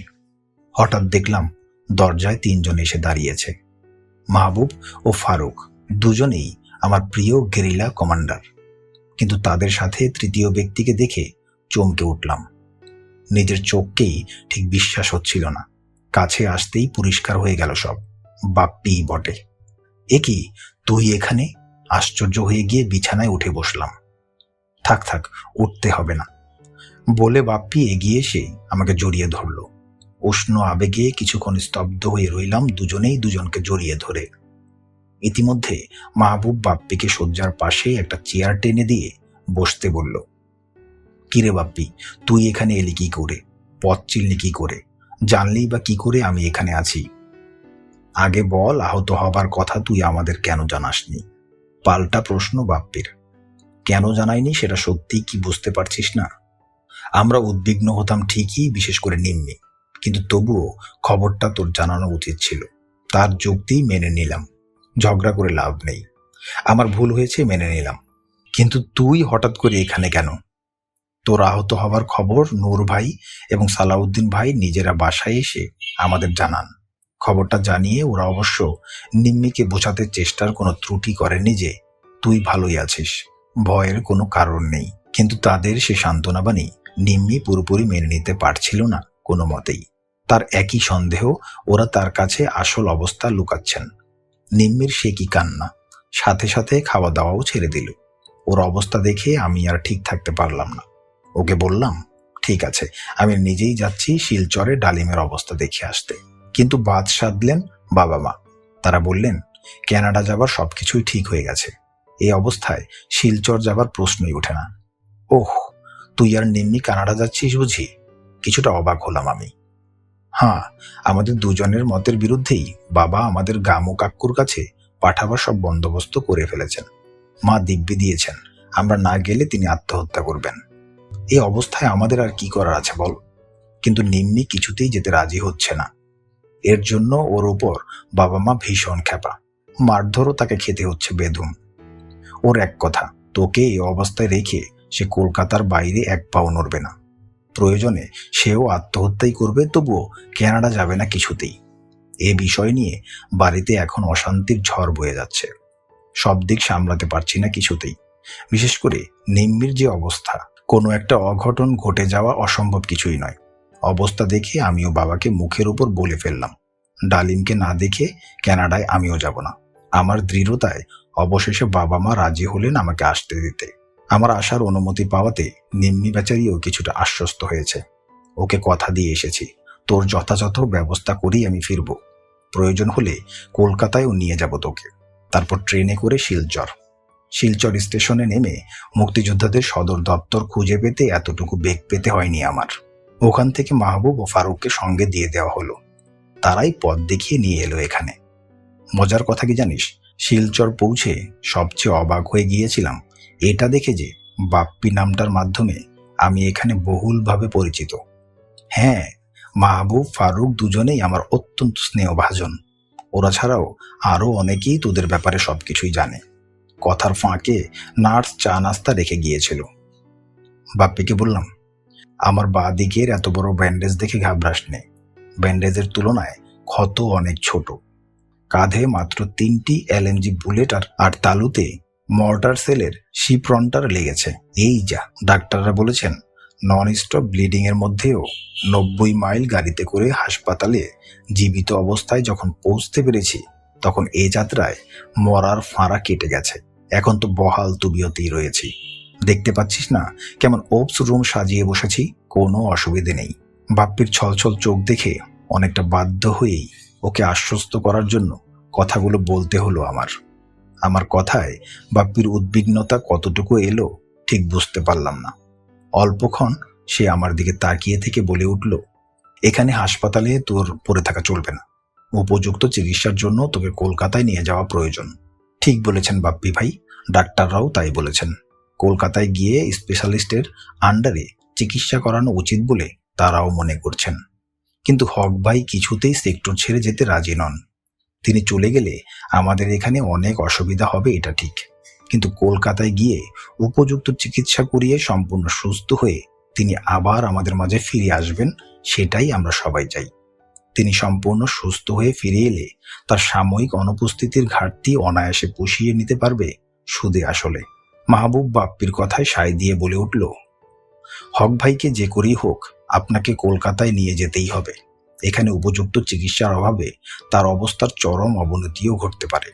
এর জন্য কিছু সময়ের জন্য তাকে কলকাতায় অবশ্যই যেতে হবে। ফারুকও তার যুক্তিকে সমর্থন জানিয়ে বলল। বাপ্পির জেদ ও সেক্টরের মুক্তিযোদ্ধাদের যুক্তির কাছে আমার কোনো কথাই টিকল না। সবার কাছে বিদায় নিয়ে কয়েকদিনের মধ্যেই বাপ্পি আমাকে নিয়ে কলকাতার উদ্দেশ্যে রওনা হলো। বাই রোড আমরা গৌহাটি এলাম। সঙ্গে এলো আমার প্রিয় গেরিলা কমান্ডাররা। গৌহাটি থেকে প্লেনে কলকাতায়। সবাইকে ছেড়ে আসতে ভীষণ খারাপ লাগছিল। ওরা সবাই অশ্রুসিক্ত আবেগে বিদায় দিয়েছিল আমাদের। কথা দিয়েছিলাম যত তাড়াতাড়ি সম্ভব চিকিৎসা সেরে ফিরে আসব। কলকাতায় ফিরে বেশ কিছু পরিবর্তন লক্ষ্য করলাম। ক্যাপ্টেন সালাউদ্দিন তখন হেডকোয়ার্টার্সে গোয়েন্দা বিভাগের দায়িত্বে নিয়োজিত হয়েছে। ক্যাপ্টেন নুরুল ইসলাম শিশু স্বাস্থ্যগত কারণে সেক্টর থেকে হেডকোয়ার্টার্সে স্টাফ অফিসার হিসেবে যোগদান করেছেন। তিনি নাকি সেক্টরে অসম্ভবভাবে স্নায়ু দুর্বলতা এবং মানসিক রোগে ভুগছিলেন। যুদ্ধক্ষেত্রের বাস্তবতা কিছুতেই নাকি তার পক্ষে মেনে নেওয়া সম্ভব হচ্ছিল না। মেজর মইনুল ইসলামকে যুদ্ধক্ষেত্রে কাপুরুষতা ও ভুল নেতৃত্বের জন্য কমান্ড থেকে অব্যাহতি দিয়ে হেডকোয়ার্টার্সে ডেকে পাঠানো হয়েছে। তিনি কিছুদিন যাবৎ হেডকোয়ার্টার্সেই অবস্থান করছেন। যুদ্ধকালীন সময় কলকাতায় বেশ কিছু পরিবারের সাথে আমার বিশেষ ঘনিষ্ঠতা গড়ে উঠেছিল। তাদের মধ্যে মিত্রি মাসি, ডক্টর গনি এবং তার পরিবার, অরূপদা ও পারমিতা বৌদি, জনাব আইয়ুব ও তার স্ত্রী গৌরীদি, প্রীতিশ নন্দী ও তার স্ত্রী রিনা, ইন্দু প্রমুখের নাম বিশেষভাবে উল্লেখযোগ্য। তাদের কাছ থেকে মুক্তিযোদ্ধা হিসেবে অসীম ভালোবাসা ও সহানুভূতি পেয়েছিলাম। তারা সবাই আমাদের মুক্তিযুদ্ধের সমর্থনে বিভিন্নভাবে প্রচুর অবদান রেখেছিলেন। যুদ্ধের বিবরণ ও অগ্রগতি সম্পর্কে আমাদের কাছ থেকে শুনতে তারা সর্বদাই বিশেষভাবে উদ্গ্রীব হয়ে থাকতেন। বাঙালি জাতীয়তাবাদী চেতনা তাদের সবার মধ্যেই ধরা পড়ত প্রকটভাবে। কিন্তু যখনই তাদের বলেছি স্বায়ত্তশাসনের দাবি জানিয়ে ব্যর্থ হয়ে স্বাধীনতার জন্য আমরা তো সংগ্রাম করে যাচ্ছি, কিন্তু পশ্চিম বাংলার আপনারা নিশ্চুপ হয়ে কেন্দ্রীয় শোষণ এবং জাতীয় নির্যাতন সহ্য করছেন কেন? পুরো বাঙালি জাতির মুক্তির জন্য আপনাদের কি কিছুই করার নেই? এ ধরনের আলোচনায় সর্বদাই তারা পাশ কাটিয়ে যেতেন অথবা থাকতেন চুপ করে। কখনো যুক্তি দেওয়ার চেষ্টা করতেন বাংলাদেশের সাথে তাদের অবস্থাকে তুলনা করা ঠিক নয়। বেশ অস্বস্তিকর অবস্থায় পড়ে যেতেন তারা এ ধরনের বিতর্কে। তাই আমরাও এ সমস্ত ব্যাপারে তেমন বিশেষ উচ্চবাচ্য করতাম না। সময় সময় আমরা এই ধরনের কথাও তাদের বলেছি। বাংলাদেশের সংগ্রামের ছত্রছায়ায় কংগ্রেস সরকার সিআরপি এবং বিএসএফ বাহিনীর মাধ্যমে অসংখ্য প্রগতিশীল রাজনৈতিক কর্মী, ছাত্র, যুবক মেরে চলেছে পশ্চিমবঙ্গ এবং বিহার অঞ্চলে। এ ধরনের বক্তব্যকে অস্বীকার করতে পারতেন না তারা, কিন্তু সব সত্যকেই কেমন জানি নেতিবাচকভাবে মেনে নিয়ে চুপ করে থাকতেন। তাদের এই চুপ করে থাকার রহস্য আজও মাঝে মধ্যে আমাকে ভাবিয়ে তোলে। থিয়েটার রোডেই আমার থাকার ব্যবস্থা হলো। তখনকার দিনে প্রখ্যাত বন স্পেশালিস্ট ডক্টর মুরালী মুখার্জির সাথে আমার চিকিৎসার ব্যাপারে পারমিতা বৌদি ইতিমধ্যেই আলাপ করেছেন। আমার ক্ষত পরীক্ষা করে তিনি বললেন, গান পাউডার এবং বুলেট ইনজুরির ফলে খারাপ ধরনের ইনফেকশন দেখা দিয়েছে। ইনফেকশনটাকে নিয়ন্ত্রণে আনতে না পারলে গ্যাংগ্রিনে টার্ন নিতে পারে। প্রথমে চেষ্টা করতে হবে ইনফেকশন বন্ধ করার। ঘাবড়ে গেলাম, কিন্তু কিছুই করার নেই, বাস্তবতাকেই মেনে নিতেই হবে। তিনি ঔষধ, ইনজেকশন লিখে দিলেন 1 সপ্তাহের জন্য।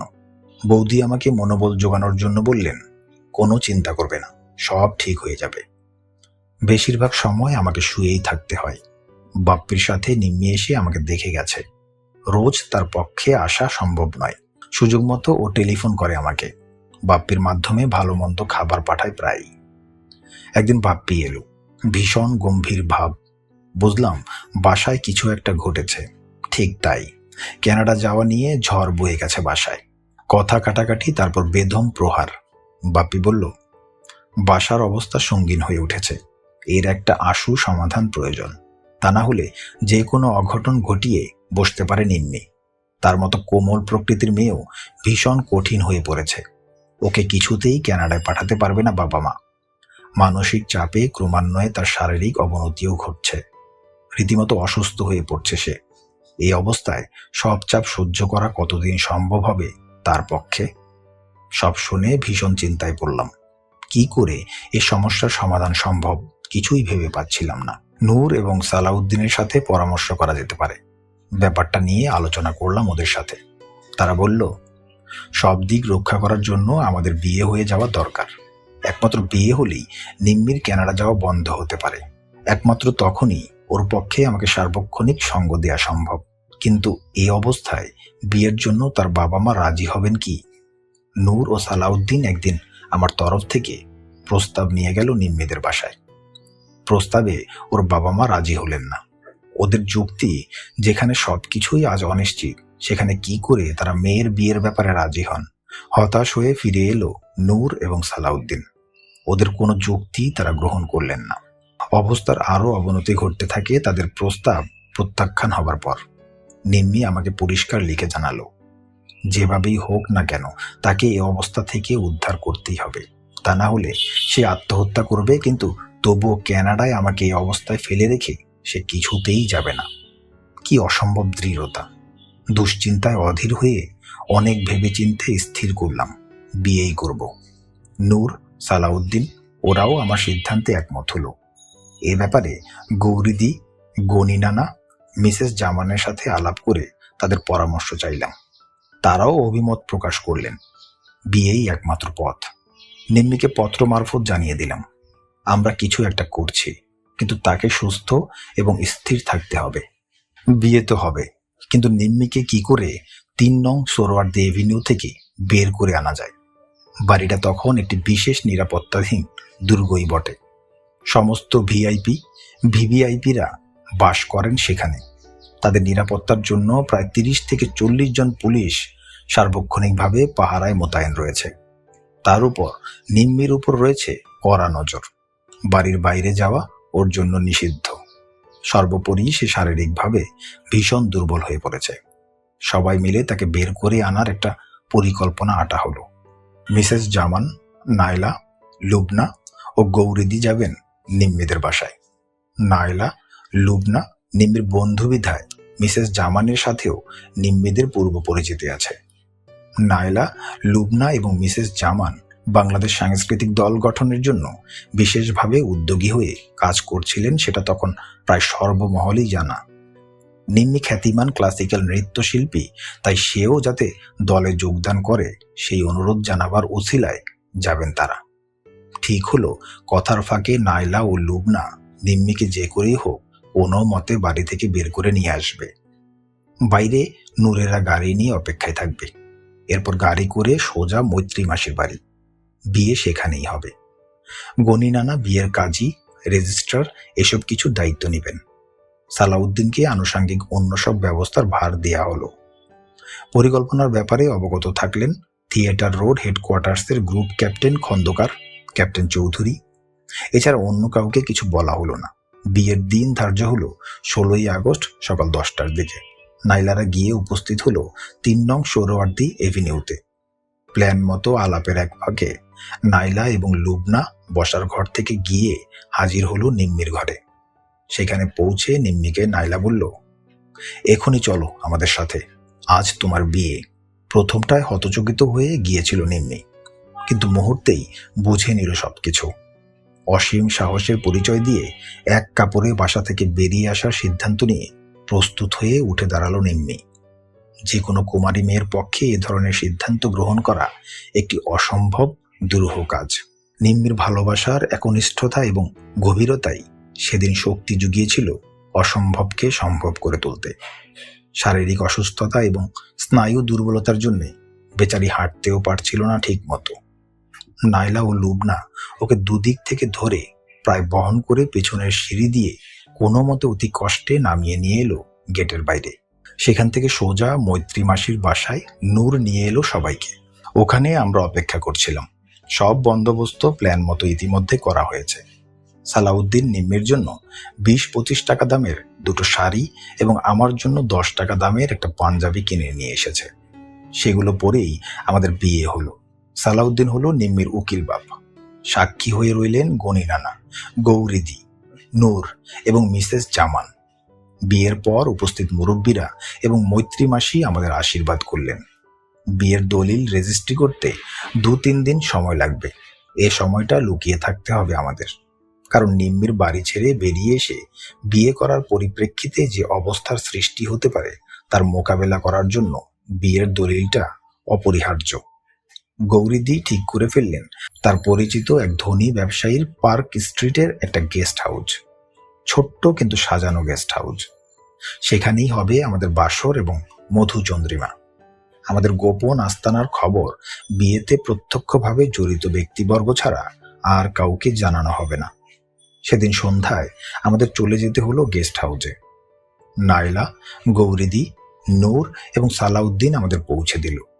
রজনীগন্ধা ও বেলি ফুল দিয়ে নাইলা, লুবনারা সুন্দর করে রুচিসম্মতভাবে সাজিয়ে দিয়েছিল আমাদের বাসর ঘর।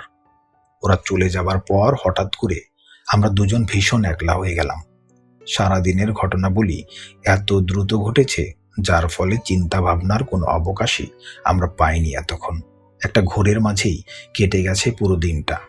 ফ্ল্যাটের নির্জন পরিবেশে ঘটে যাওয়া ঘটনা প্রবাহের গুরুত্ব উপলব্ধি করে কেঁদে উঠল নিম্মি। অতি স্বাভাবিক কারণেই ভেঙে পড়ল সে। আমি তাকে সান্ত্বনা দিয়ে বললাম, সব ঠিক হয়ে যাবে, কিন্তু ধৈর্য ধরতে হবে। সময় সব সমস্যার সমাধান করে দেবে ইনশাল্লাহ। বেচারি ভীষণভাবে কাঁদতে কাঁদতে ক্লান্ত হয়ে ঘুমিয়ে পড়েছিল। অতীত ও ভবিষ্যৎ নিয়ে ভাবতে ভাবতে আমিও ঘুমিয়ে পড়েছিলাম এক সময়। পরদিন সকালেই নূর এসে জানালো আমাদের বিয়ের ব্যাপারটা অনেক দূর গড়িয়ে গেছে। নিম্মির বাবা অস্থায়ী সরকারের প্রধানমন্ত্রীর কাছে নালিশ করেছেন। আমি তার মেয়েকে জোর করে অপহরণ করে নিয়ে গেছি বাসা থেকে। প্রধানমন্ত্রী গোয়েন্দা বিভাগের দায়িত্বে নিয়োজিত সালাউদ্দিনকে ডেকে হুকুম দিয়েছেন যে করেই হোক আমার এবং নিম্মির খোঁজ করে তাকে বের করতেই হবে কোথায় আছি আমরা।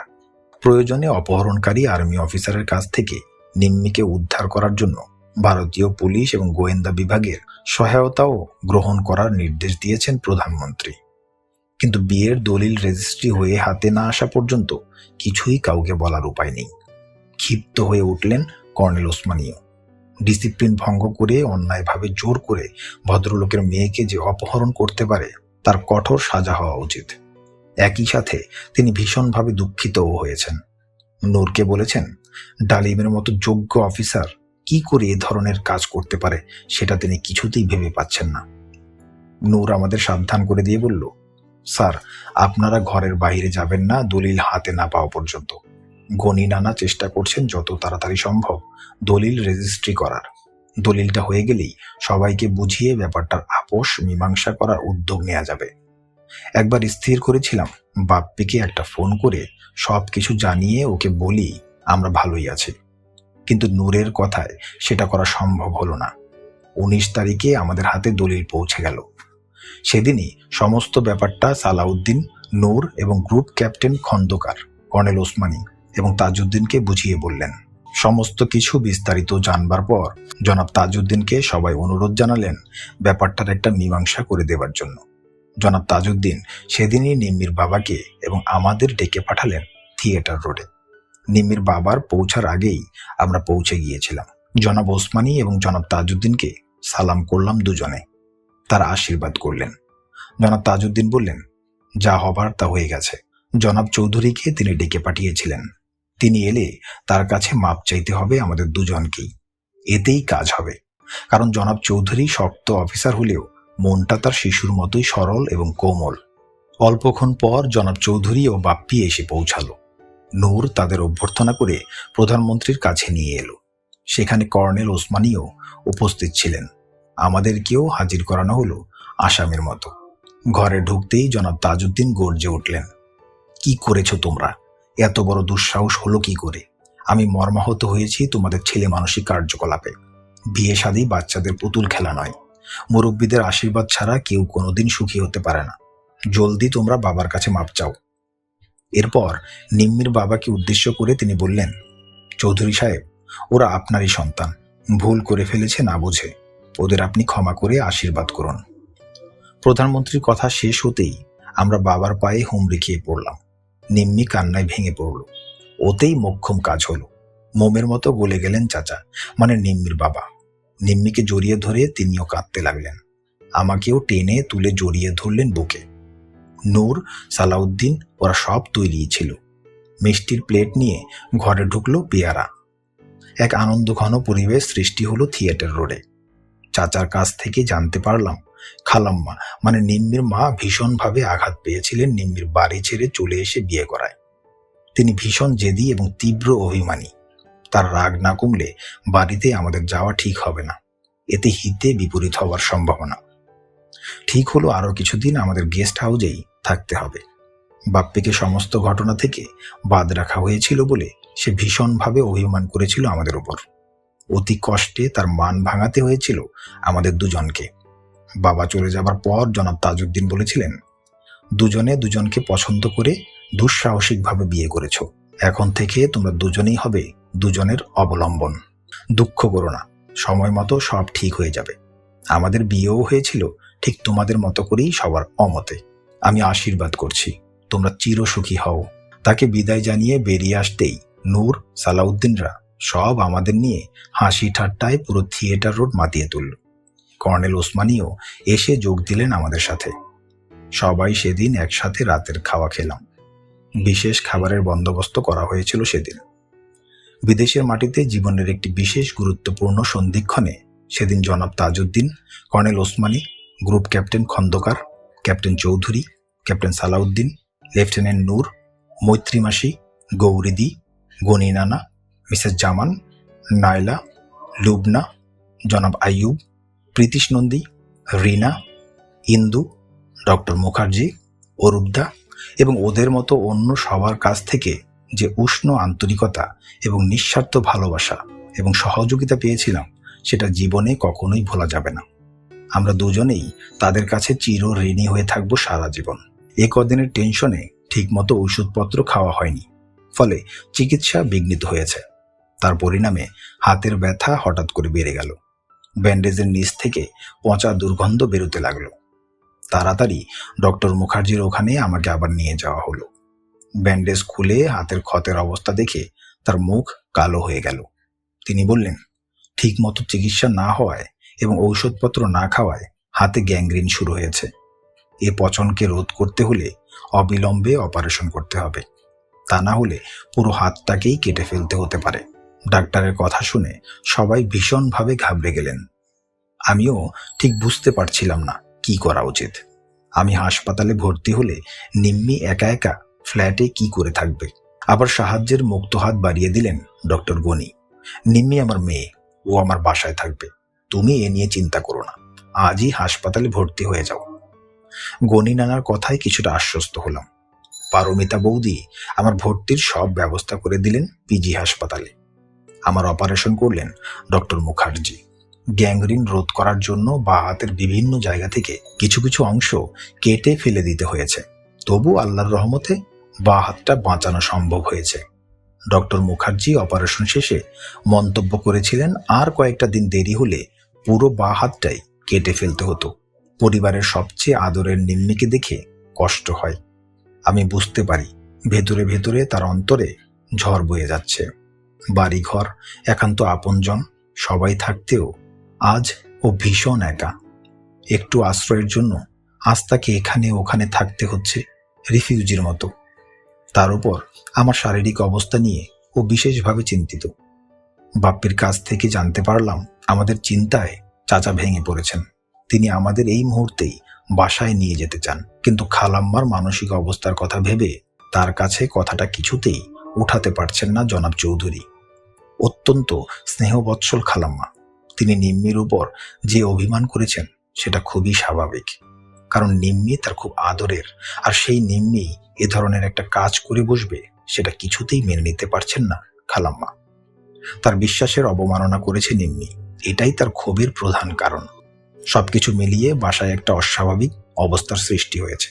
এর সবটুকু চাপ পড়ছে নিম্মির মনের উপর। বেচারি সম্পূর্ণভাবে বিধ্বস্ত, কিন্তু বাইরে তার কোনো প্রকাশ নেই, পাছে আমি মনে কষ্ট পাই এ কারণে। শুধু আমার জন্যই বেচারি জান আমার মুখ বুজে সবকিছুই মেনে নিয়ে স্বাভাবিক থাকার আপ্রাণ চেষ্টা করছে। ওর ত্যাগ, সহনশীলতা এবং ভালোবাসার গভীরতা উপলব্ধি করে নিজেকে ভীষণ ছোট মনে হচ্ছিল।